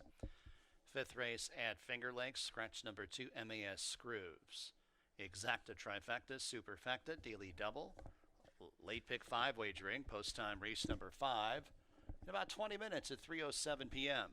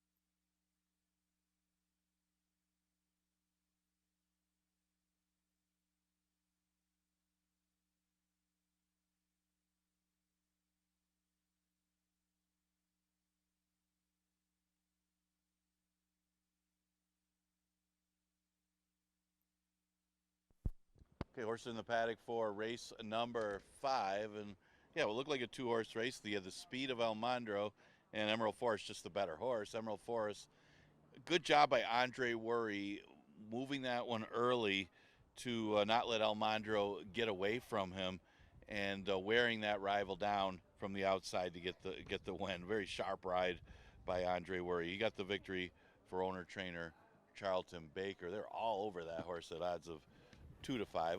Look like the best one. Look like a 2-horse race. Fifth race, 4,000 claimer going 5.5 furlongs. This is a below bottom claimer. We scratched the 2 MAS Groovies, and yeah, it's one of those races at a pretty wide open group. I always like Dial Storm. I just don't. She just needs the lead, and she's just not getting it. Of course, that's a problem. If maybe she just lost some of her speed, she's not getting out of the gate. She's had all kinds of excuses in some of these races. Well, she dropped to 5. She got out okay. It was just Tasty Wave made things a little tight on her on the inside. She had to take up a little bit, then tried to go around, and by that time Tasty Wave was long gone on the front end. Last time she couldn't keep up with Fast Fran, as she didn't break all that sharp last time either. So outside today, maybe being in that outside post, if she breaks a little better, she's got a chance to get out there and go all the way. The 3-horse is Gringotts. Gringotts, who has been facing tougher. She ran a good second behind Dorth Soul Dancer, who was a drop down from the 2 Stapler. She also ran second to the Shoe Lady when the Shoe Lady first got here. We saw how good the Shoe Lady is earlier on the card. It's her closing style. It makes it tough because there isn't a ton of pace in here, and it is only 5.5 furlongs, but much easier competition than what she has been facing.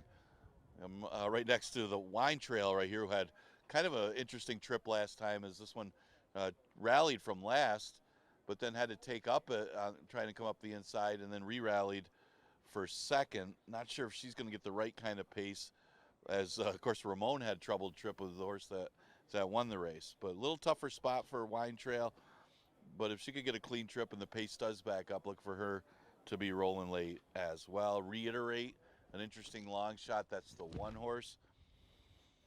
She has the weight off, and the weight off at this level can't hurt. It can't hurt at all, as she goes outside to inside after a couple double-digit losses. Last time to Fast Fran, then before that to Ouch That Hurt. So she'll get the class relief. She had been running okay earlier in the year at the 5,000 level with a couple top 3 finishes. So if she can remember those races, run back to those races, she could be very competitive against this group. Exacta Tri Super Daily Double, and the late pick 5 starts with this race. Again, scratch the 2 MAS Screws.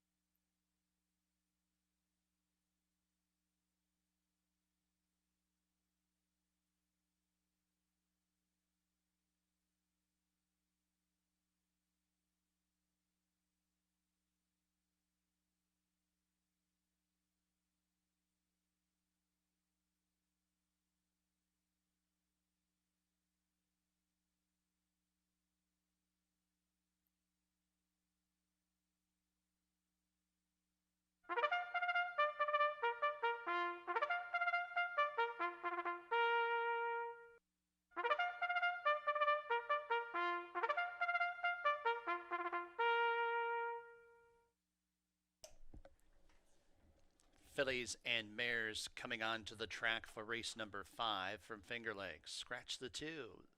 Leading the post parade, number 1, Reiterate, and Alexa Marie Cintron, an apprentice aboard. Number 3, Gringotts and Hemon Harkey. Number 4, Coffee Futures and Raylo Gutierrez. Number 5, We Don't Believe Her, Andre Worry.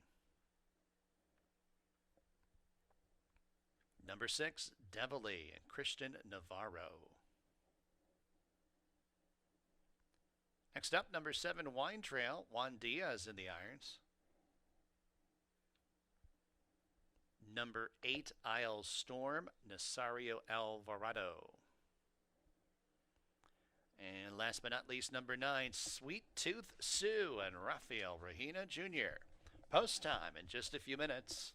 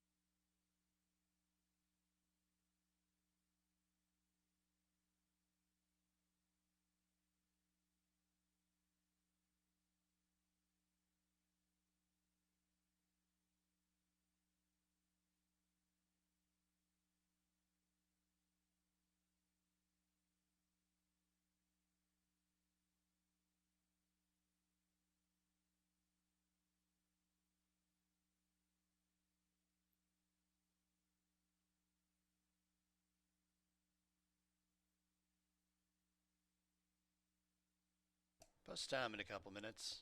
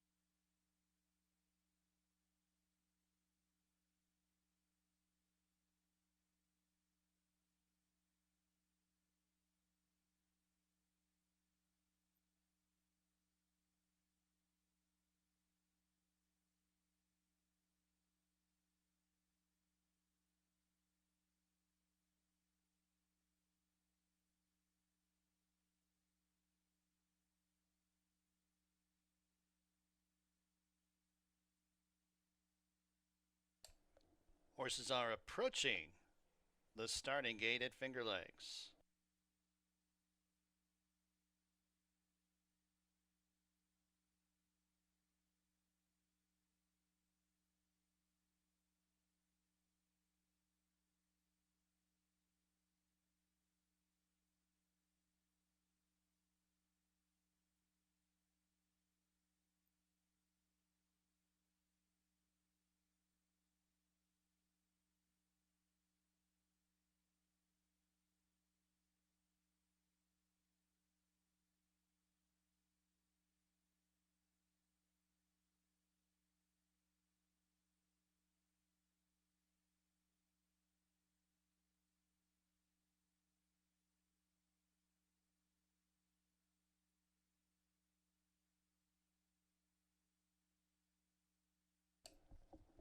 Fillies and mares are at the gate for race number 5 from Finger Lakes.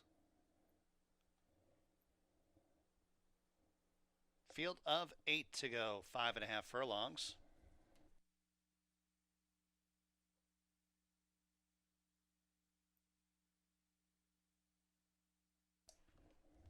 Nine to 5, now 8 to 5 on number 8 Isle Storm, 2 to 1 number 3 Gringotts, 4 to 1 number 4 Coffee Futures.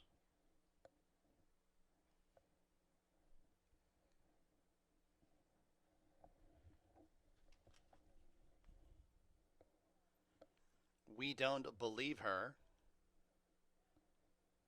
Devilly, Wine Trail, Isle Storm, and Sweet Tooth Sue.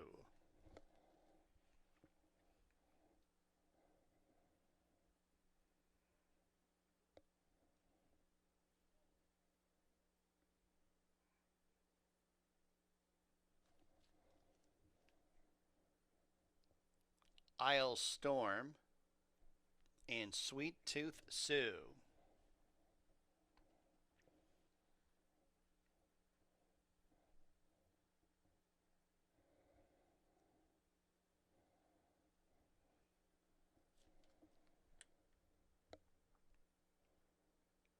They're all in the gate.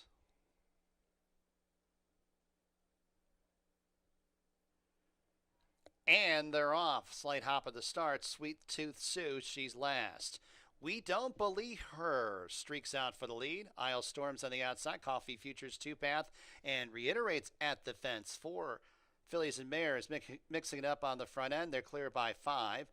Over Devilly is to the outside of Gringotts, and then a length and a half to Sweet Tooth Sue, and a space of about 8 to Wine Trail, void of any early speed at the tail of the field. 3 horses pressing the pace as they make the entry into the far turn, and Isle Storm with a burst of energy going from third up into the lead. Reiterates in second. We Don't Believe Her, shuffled third. 3 lengths to Coffee Futures and Gringotts fourth and fifth. Devilies in sixth, but 11 lengths off the lead. And Isle Storm has opened up. Isle Storm into the stretch on top by 7 lengths. Reiterates all out in second. Gringotts shaking up in third. We Don't Believe Her is in fourth. Coffee Futures outside fifth. They run to the 16th pole. And Isle Storm romping home here. Isle Storm leads by 10 over Gringotts, who's second best to a dominant winner, Isle Storm. Reiterate third and Wine Trail fourth.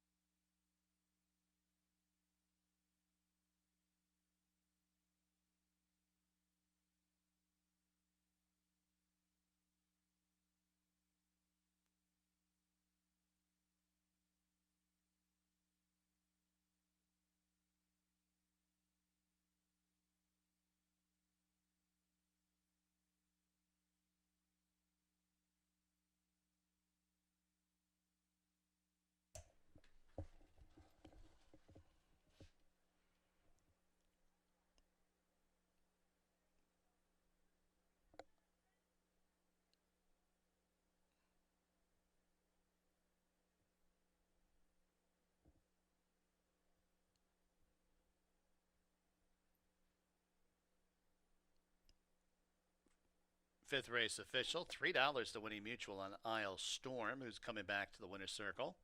New York bred, 7-year-old bay mare by Honorable Dylan out of Freud Ian Girl. Elizabeth Hendy is the owner. Linda Dixon, the trainer. Nasario Alvarado, the winning jockey.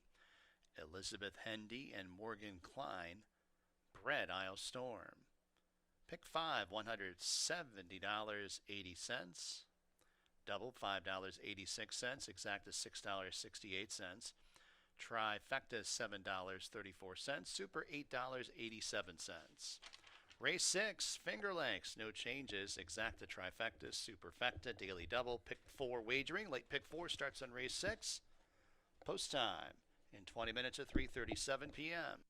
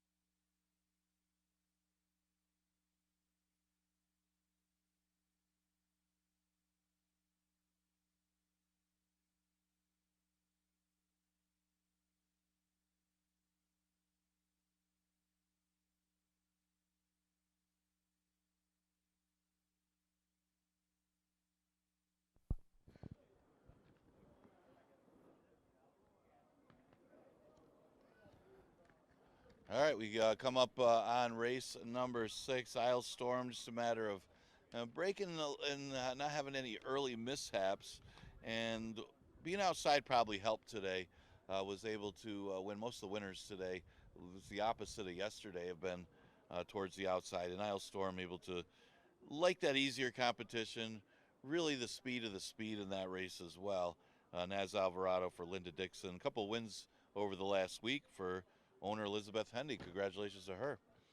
Sixth race, now there's a race that's today, never won 4 or 3-year-olds. It goes a distance of 6 furlongs.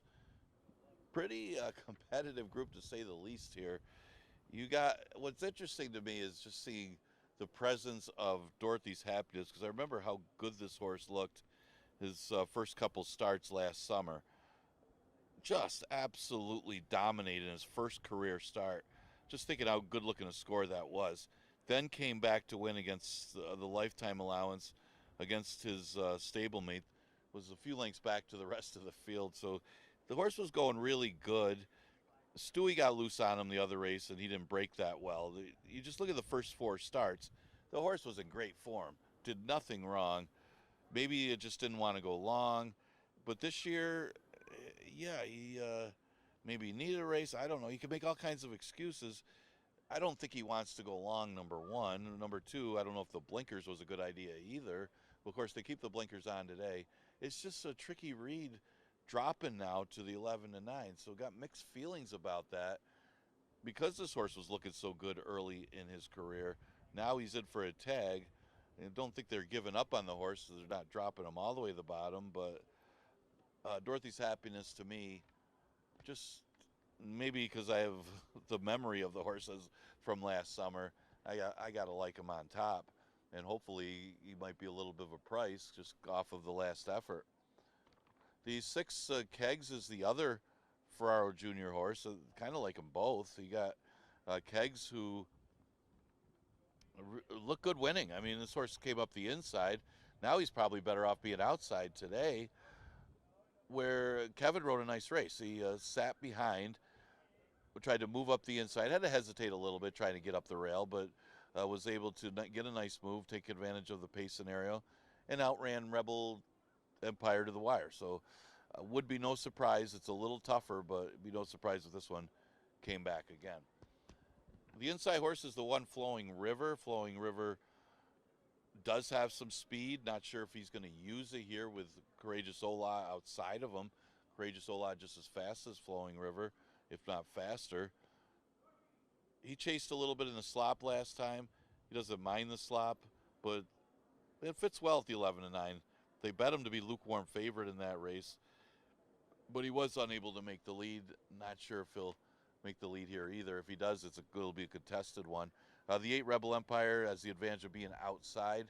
Seems like the outside's a little better than yesterday, where it was complete opposite. But Rebel Empire lost to Kegs that race. He actually put away the other speed, opened up the lead in the stretch before Kegs went and got him in that race. But he's definitely not out of it with a decent post position today. Exactitry Super Daily Double in the late pick 4 starts with this 6th race. You got about 5 minutes to post.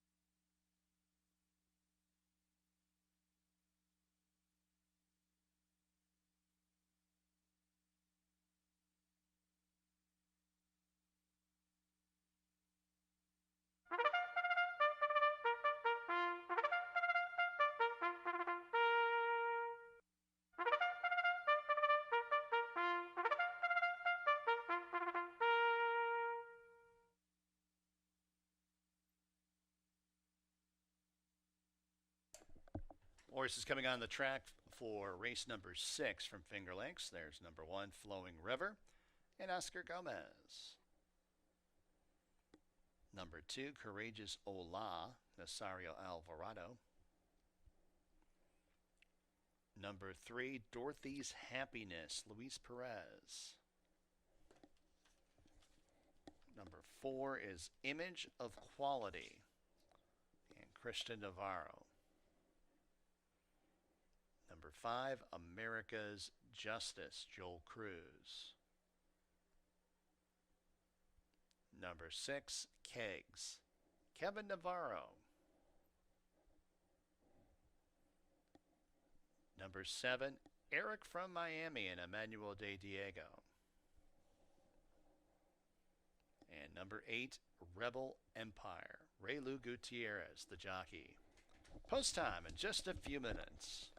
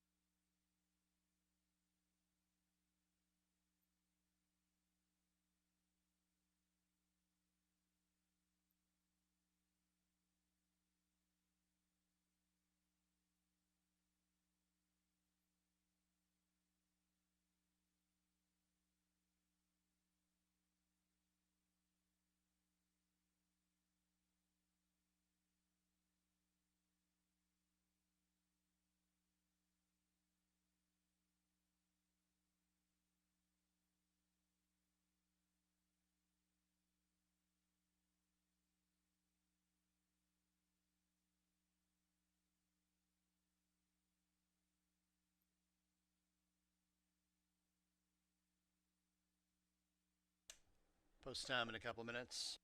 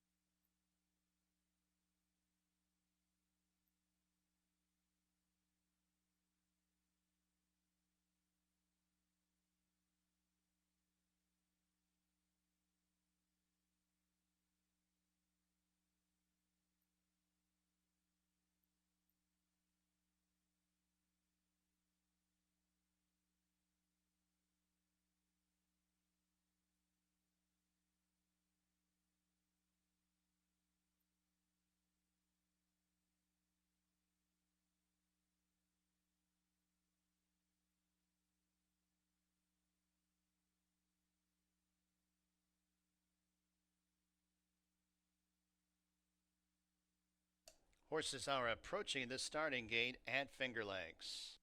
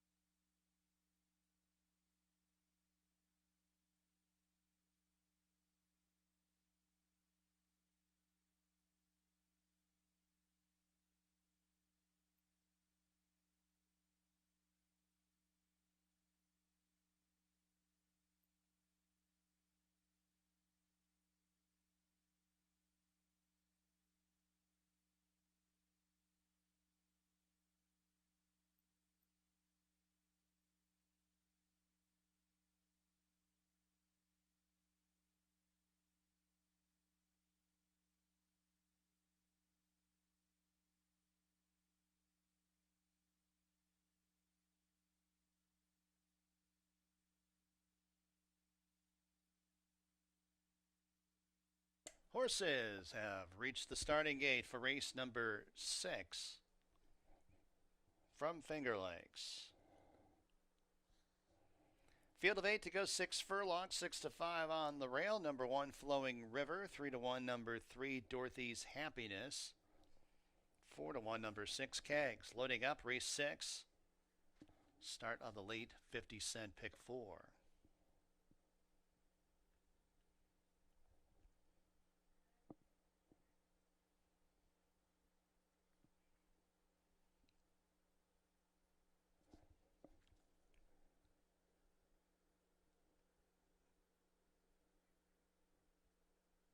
Half the field in line.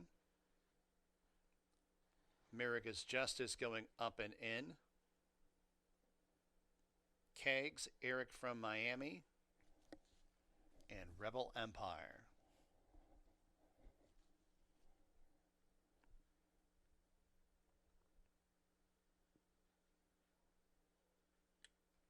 They're all in the gates, and they're off.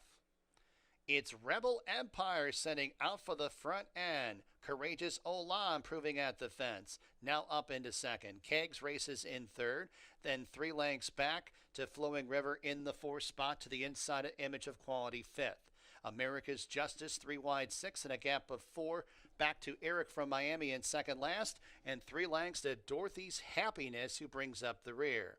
Courageous Ola leads this group into the turn, that leads 2 lengths. Rebel Empire second. Flowing River improving on the outside up into third. Kegs towards the inside in fourth. 2 lengths back to America's Justice, the outside of Image of Quality.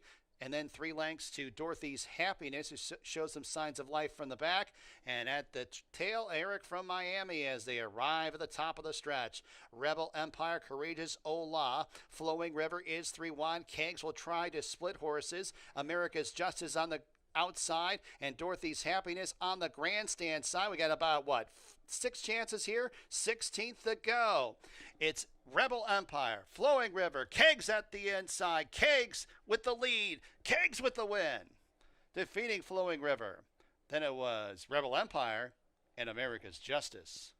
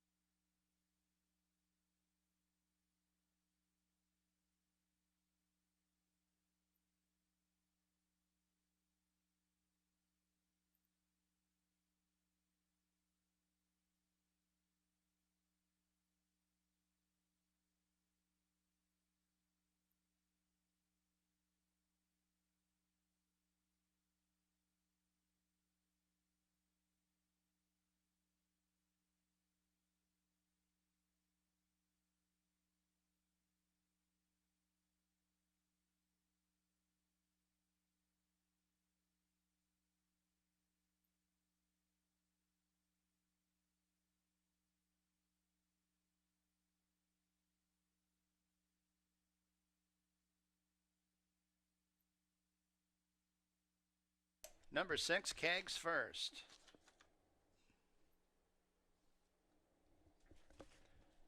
Second, number 1, Flowing River. Third, number 8, Rebel Empire. Fourth, number 5, America's Justice. 6 furlongs, 112.87.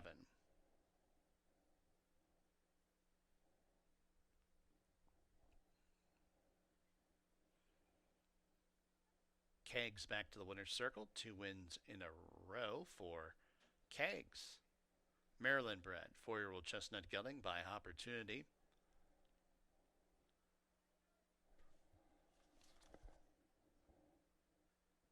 Out of a Ecliptical Rosette.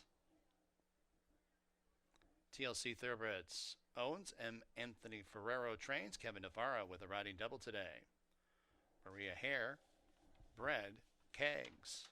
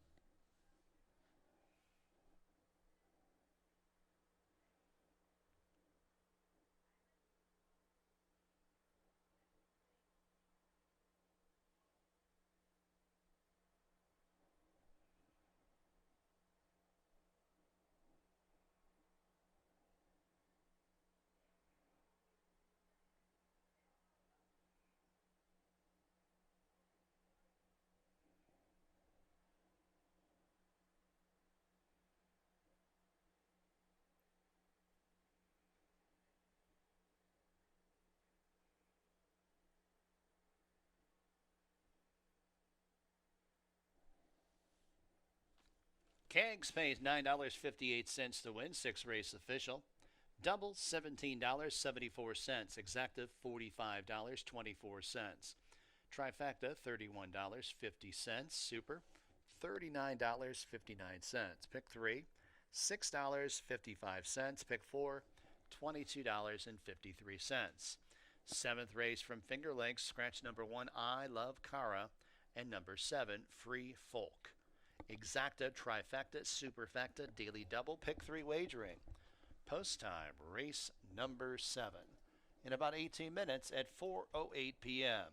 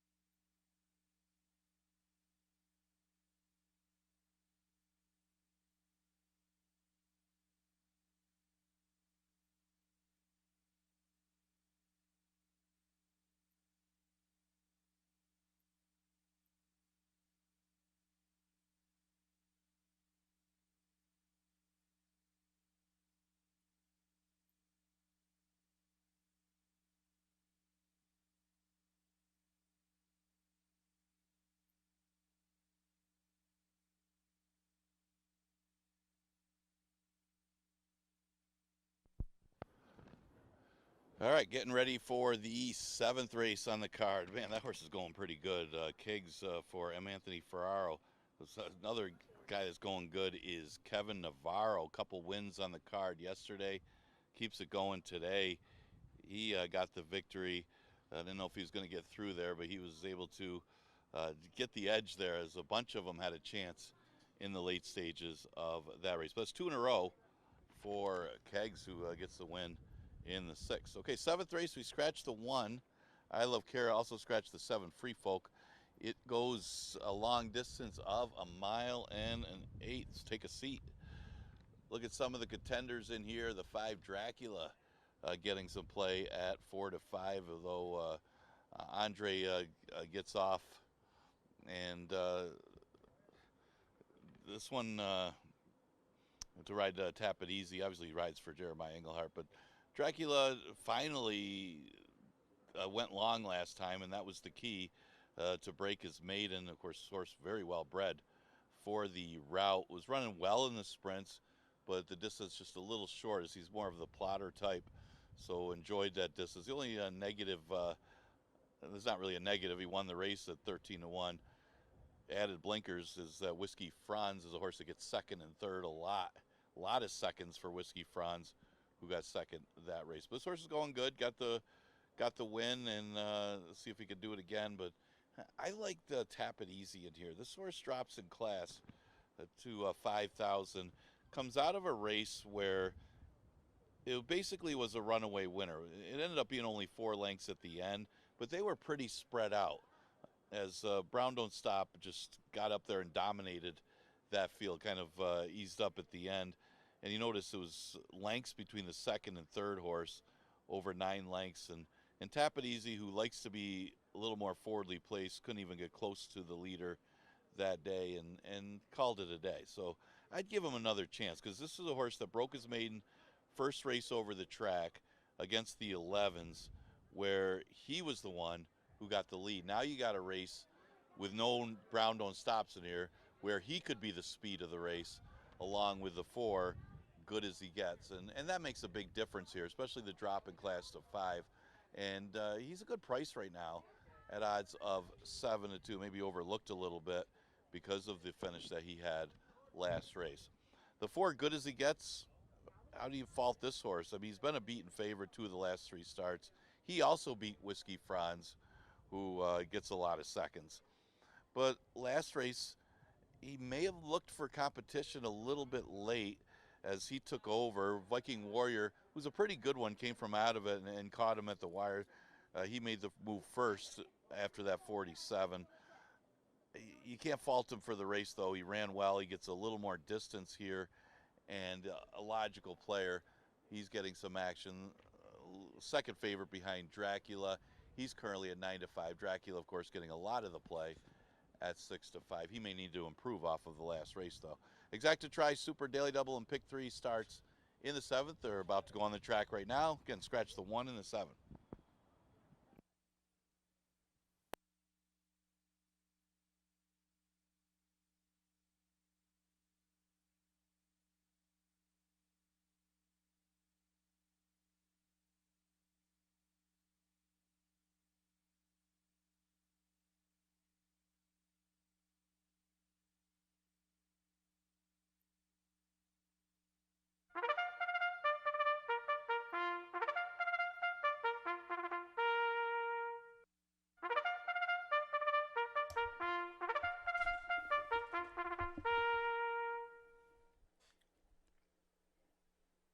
Horses are coming on to the racetrack for race number 7 from Finger Lakes.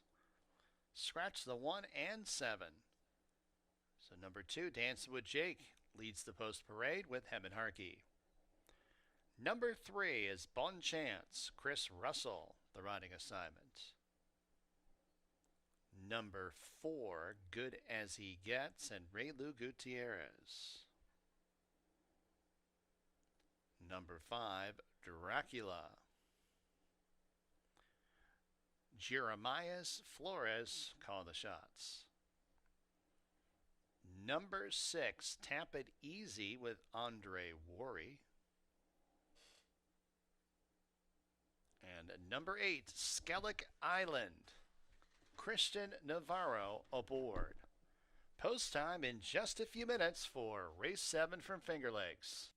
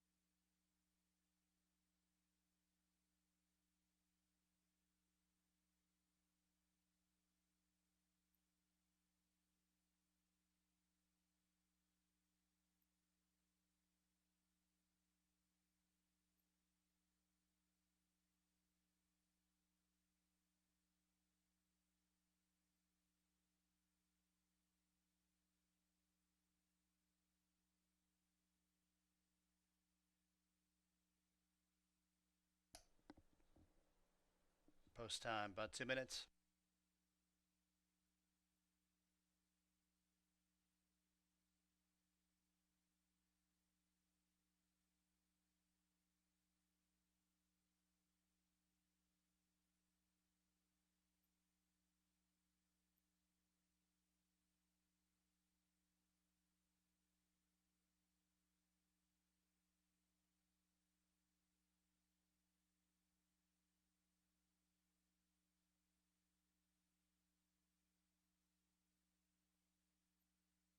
Horses begin their approach to the starting gate for race number 7 from Finger Lakes.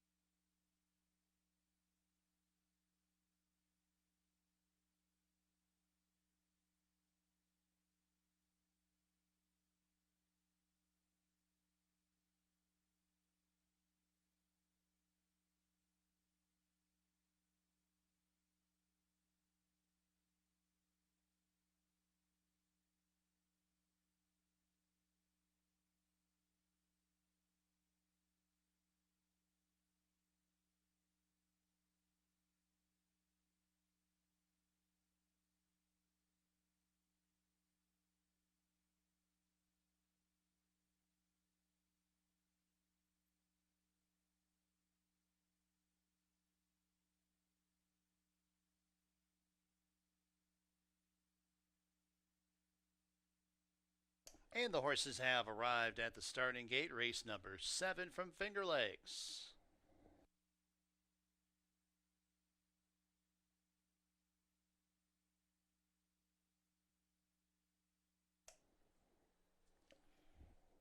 Field of 6 to go, a mile and an eighth. Even money, good as he gets. Number 4, 8-5, number 5, Dracula, 3-1, number 6, Tap It Easy. Dracula.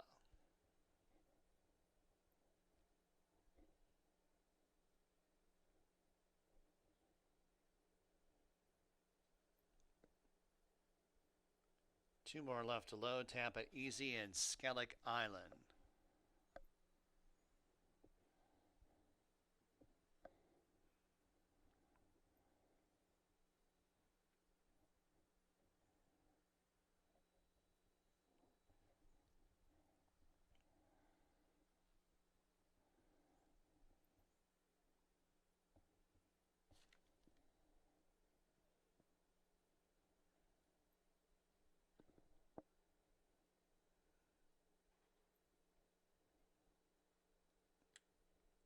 They're all in the gate.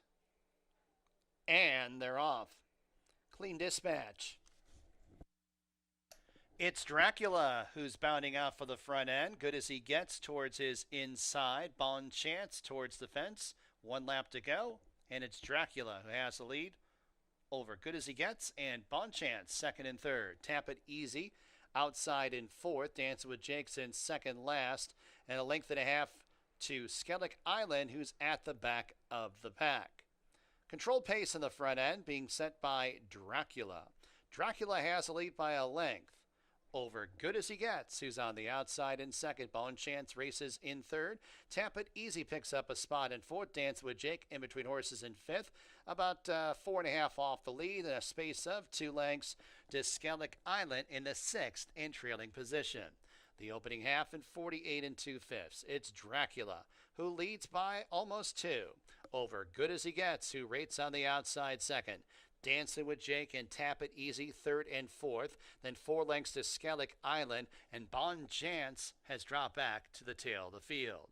As they make the entry into the far turn, Dracula on top by a length and a half. Over Good as he gets, being asked the question to go after Dracula in second. Tap It Easy races in third. Skellig Island passes Dancing with Jake, and 5 lengths to Bon Chance, who trails the field as they arrive at the top of the stretch. And it's Dracula, who's the one to catch in the front end. Good as he gets is on the outside second. Skellick Island draws closer third, about 2.5, 3 lengths off the lead. They got 1 furlong to go. Dracula shaking up. Good as he gets on the outside, challenging second. And Skellick Island up the inside third, 16th to go. Good as he gets, overhauls Dracula at about the 16th pole, and it's Good as he gets who prevails over Dracula. Skellick Island was third. Tap It Easy fourth.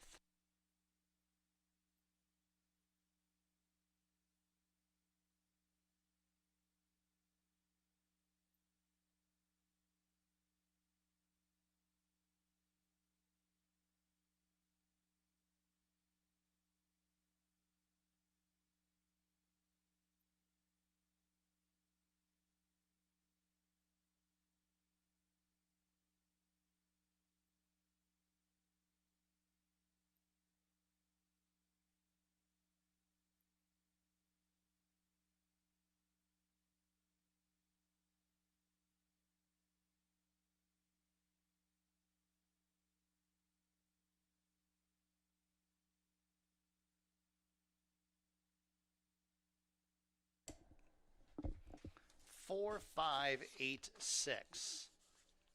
Number 4, Good as he gets, first. Mile and an eighth and 155.03.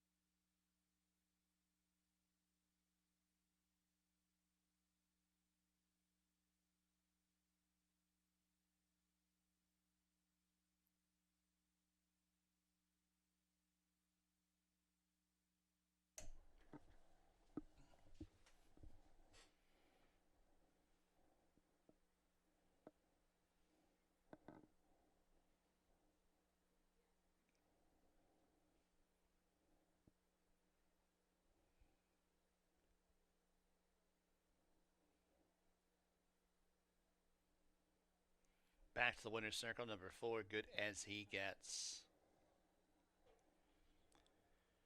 Florida bred, 4-year-old chestnut gelding by Kozan out of Brown Eyed Woman. Peter Pop Racing and John B. Penn are the owners. Dana Saul's the trainer. Raylo Gutierrez, the winning jockey. Stonehenge, LLC bred. Good as he gets.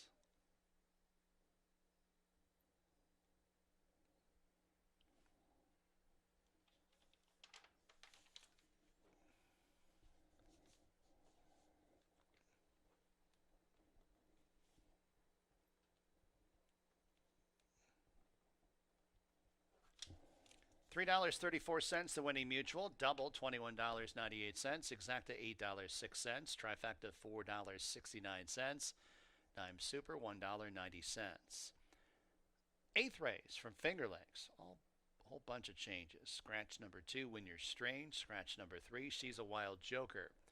Scratch number 8, Beauty's Bengals. Scratch number 12, Mommy Joe Dreams. You can flip-flop the jockeys on the 5 and the 7. For the 5, Red Wine and Whiskey, Jeremias Flores. And for number 7, Queen's Cat, Nasario Alvarado. Exacta, Trifecta, Superfacta, and late daily double wagering. Post time in 18 minutes at 4:38 p.m.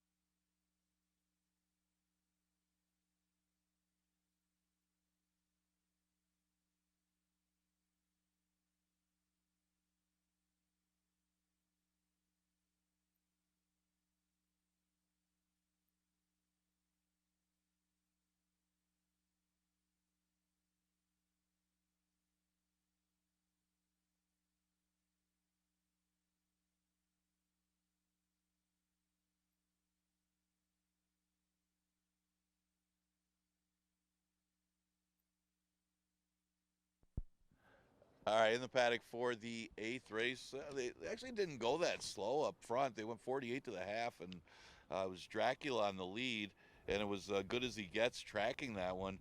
Wore him down late. That horse is going good right now. Raylu aboard for trainer Dana Saul. Good looking score. Last or 8th race, we got 2 more to go. We got 9 today. Scratch the 2, the 3, and the 8 and the 12. 4 of them out of here. We're still left with 8 betting interests. Start with a 4, Spiritual Lady. Nice move for this one. Claim for 12.5. Won that day. Came right back and won a starter 20 at Saratoga. And last race wasn't bad either. She was bet down to be favored, ran a good second. So those races are good enough. If she can come here and keep that form and do that against our state breds, she figures to be awfully tough. Of course, there's some ifs there. The 7 Queens Cat, she's out of condition here, as she's only a 2-time winner, eligible for easier. But since her first start, she's been sharp. She won 2 very easily. And notice, even though that was a 3 lifetime that she was in last time, she ran second to Z End. Z End was a very impressive winner of the stakes race last week. So Queen's Cat, even though she is eligible for easier, she's a strong player in this race as well. So 4 minutes to post for the 8th. They're making their way out onto the racetrack. Good allowance event. We scratched the 2, 3, 8, and 12. Good luck.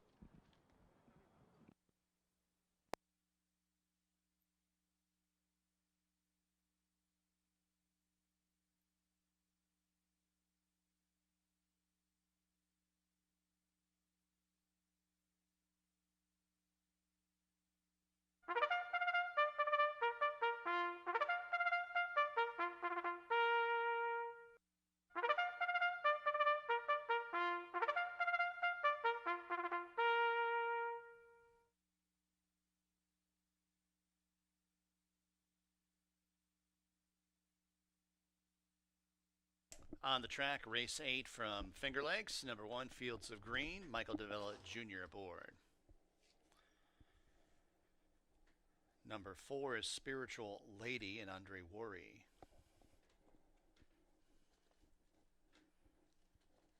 Number 5, Red Wine and Whiskey. Jockey change, Jeremiah Flores. Number 6, Small Pebbles, Oscar Gomez. Number 7, Queen's Cat, Nasario Alvarado. Number 9, Play Good, Pay Good, J.M. Rohina aboard. Number 10, Apollonia Vitelli and Cabercoa. And number 11, Florida Forever, Emmanuel de Diego. Post time in a few.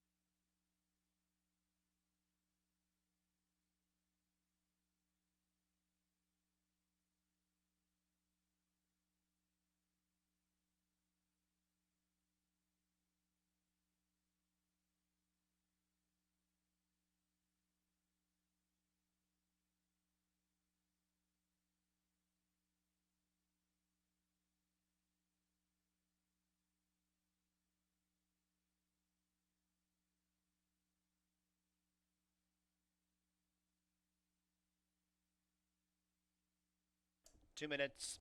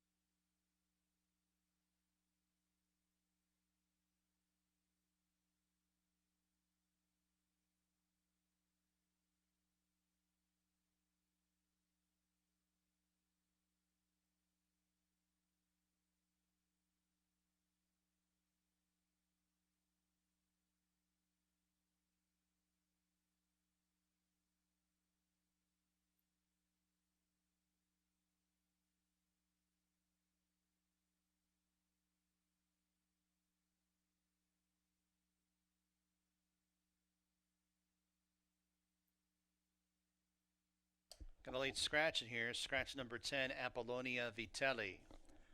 Number 10, Apollonia Vitelli. A late scratch from this 8th race. Scratch number 10, Apollonia Vitelli.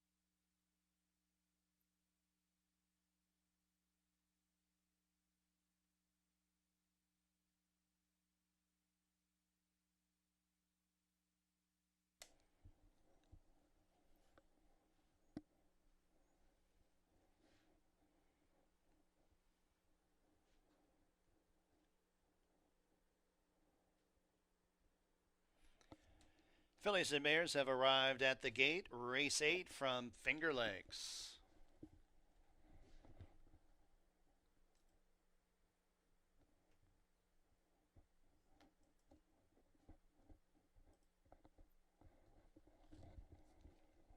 Got a field of 7 fillies and mares to go 6 furlongs. Even money on number 4, Spiritual Lady. 5-2 on number 7, Queen's Cat. 5-2 on number 9, Play Good, Pay Good.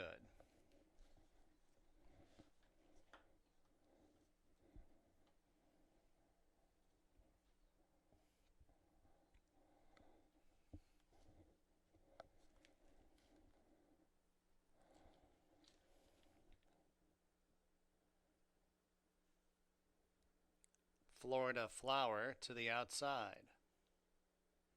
After Play Good, Pay Good goes in, she's locked away. Florida Flower. And they're off. Looks like a great start. It's Small Pebbles sending out for the front end. Florida Flower has more early speed. Play Good, Pay Good, Queen's Cat are in the vanguard as they sort themselves out.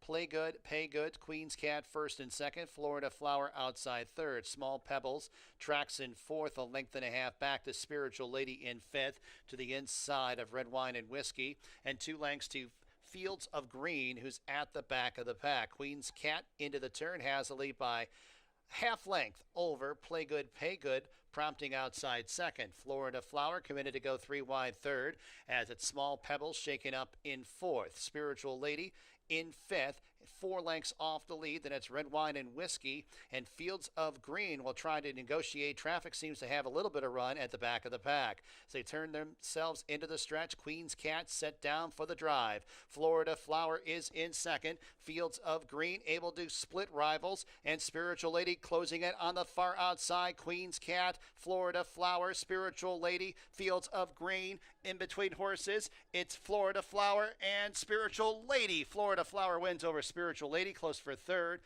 either Queen's Cat or Fields of Green.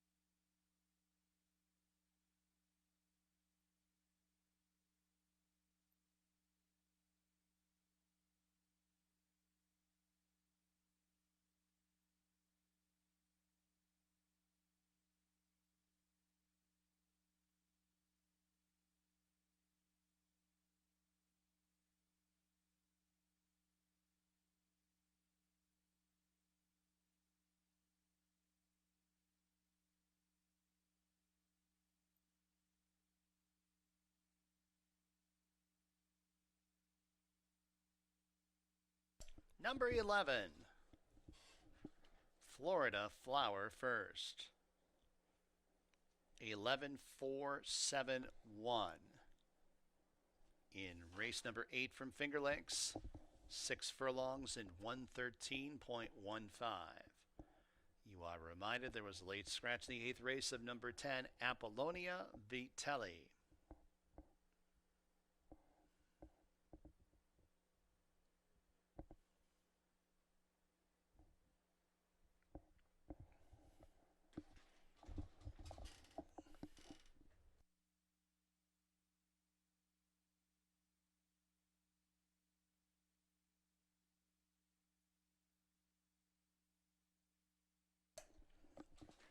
Number 11, Florida Flower, back to the winner's circle.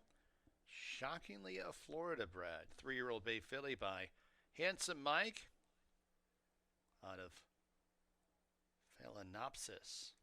Rachel Sells, owner, trainer, Emmanuel De Diego.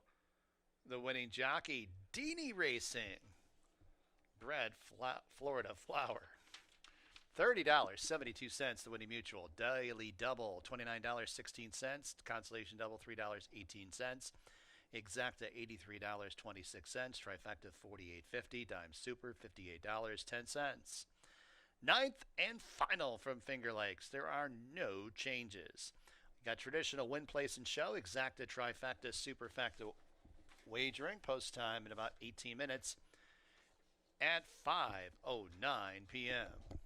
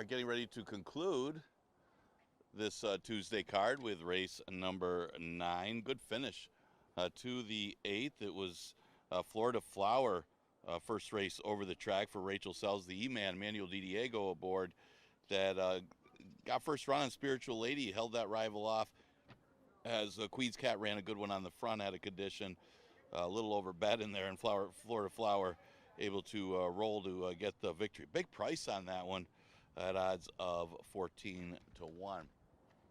All right, last race.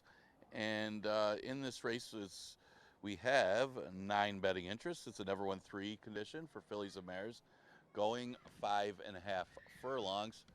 A couple horses to talk about here. You got the 2, 5 to 2, coming off a near miss victory, or near miss, running second last time. She, as close as you're going to come to winning that race, as Carol said no. Probably got the slightly better trip in that race too, to beat her. It was a little further at 6 furlongs, so she shortens up to 5.5 today.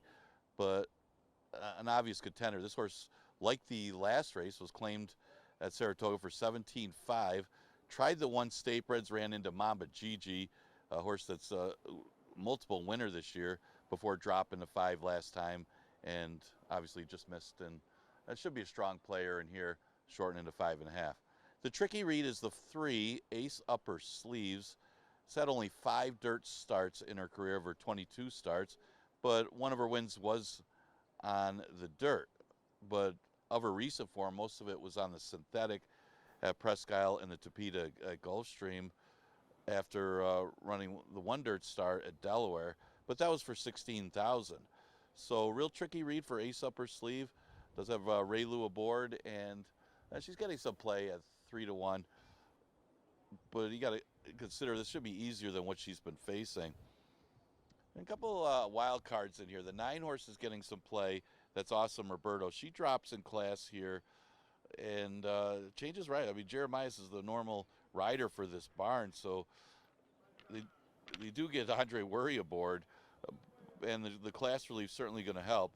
She last won in New York, going 6.5 to win against maiden claimers, but hasn't done much against winners, and she's shopping for a place that she could win. She actually broke in the air when she tried allowance horses, and then on that speed day she was unable to be competitive last time. But she's outside today. She's certainly not out of it with this drop to 5,000, and she is getting some play at 4 to 1. Another drop down is the 6, Dashing Della, but she's an interesting one. She was just claimed for 17.5. They tried her at the same level, and she didn't beat a horse. And now she arrives here for much lower at 5,000. So it's a real tricky read is her, but at least the class relief might be another one to consider in today's last race. Just a reminder, we continue live racing tomorrow with another card, 1 o'clock first post for that Wednesday card. Jackie and I will be on early at noon. You might want to check us out. We'll go over the card tomorrow. And we have 4 minutes to post for this final race of the Tuesday card. Good luck.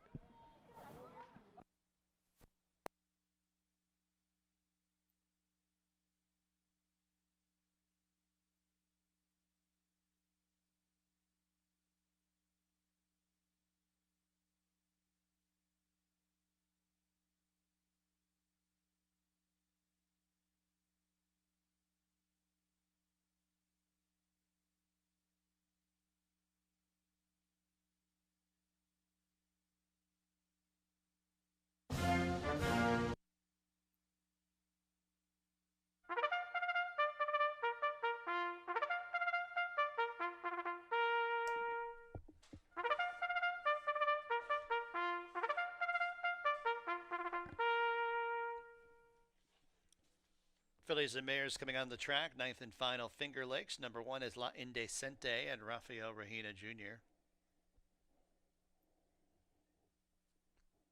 Number 2, 5 to 2, Luis Perez. Number 3, Ace Up Her Sleeve and Raylu Gutierrez. There's the 4, Fauve and Luis Pena. Number 5, Red Butterfly, Christian Navarro. Number 6, Dashing Della, Emmanuel de Diego. Number 7, Kitty Tintin, Hemin Harkey. Number 8 is Grab the Glory, Joel Cruz. And number 9 is Awesome Roberta with Andre Worry.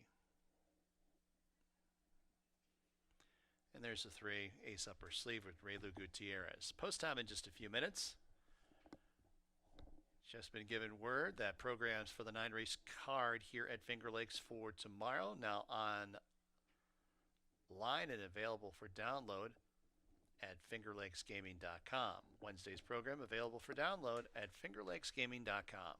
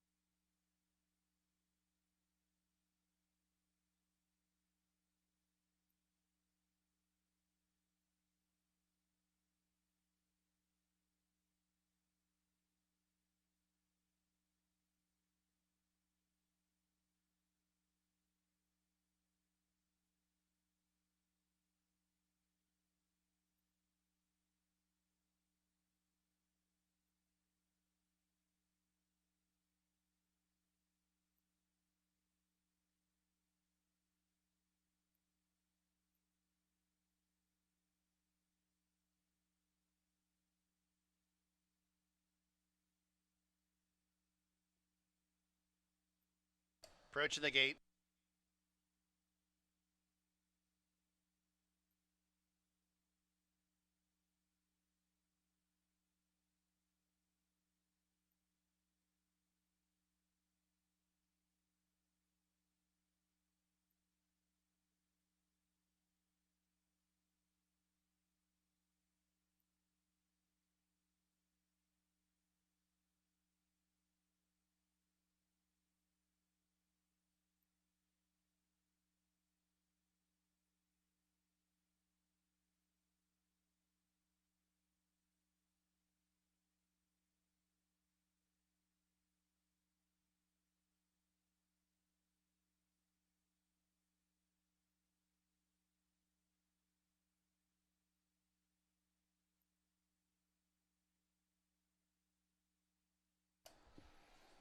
Fillies and Mares have arrived at the gate for the ninth and final from Finger Lakes.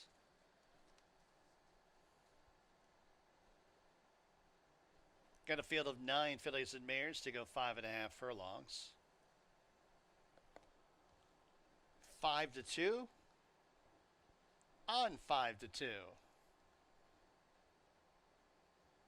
5-2 on number 3, Ace Up Her Sleeve. Fauve goes in. Red Butterfly.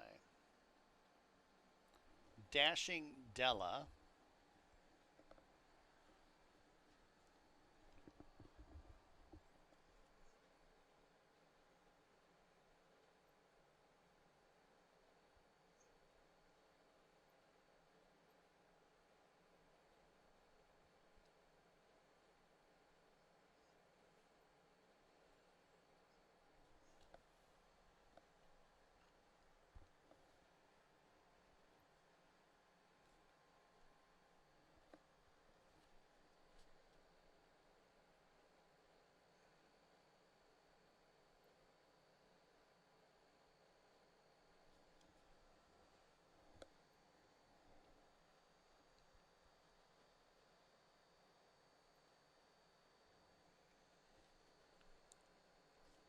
Kitty Tin Tin, Grab the Glory, and Awesome Roberta.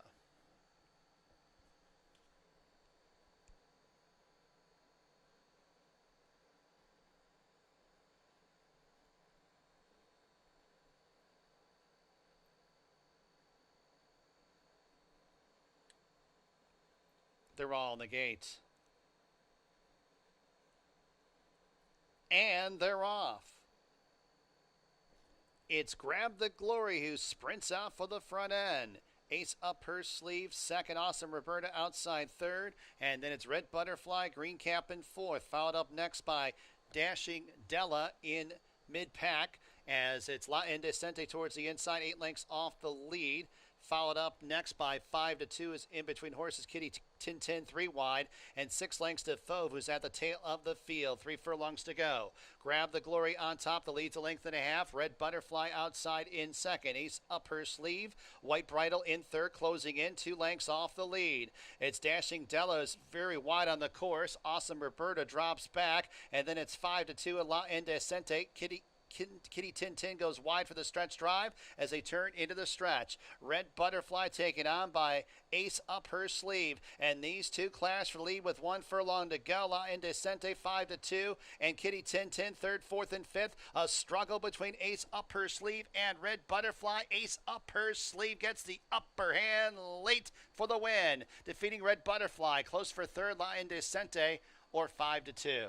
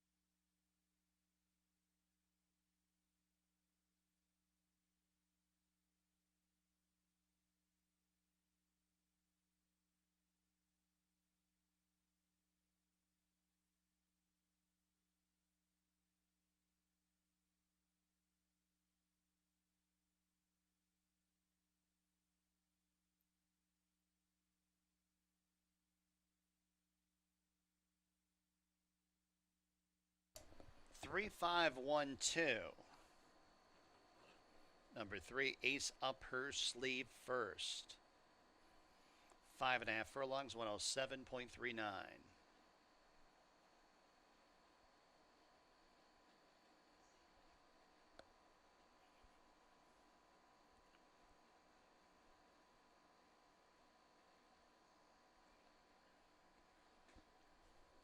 Back to the winner's circle, number 3, Ace Up Her Sleeve.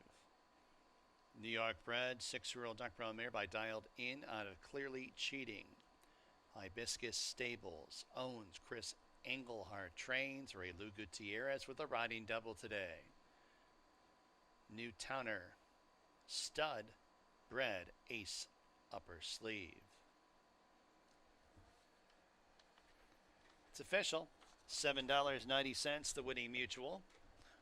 Double $152.60, exacta $97.36, trifecta $145.25, super $74.61, pick 3 $39.57, consolation pick 3 $3.15, pick 4 4 of 4 $166.88, pick 5 5 of 5 $531.88.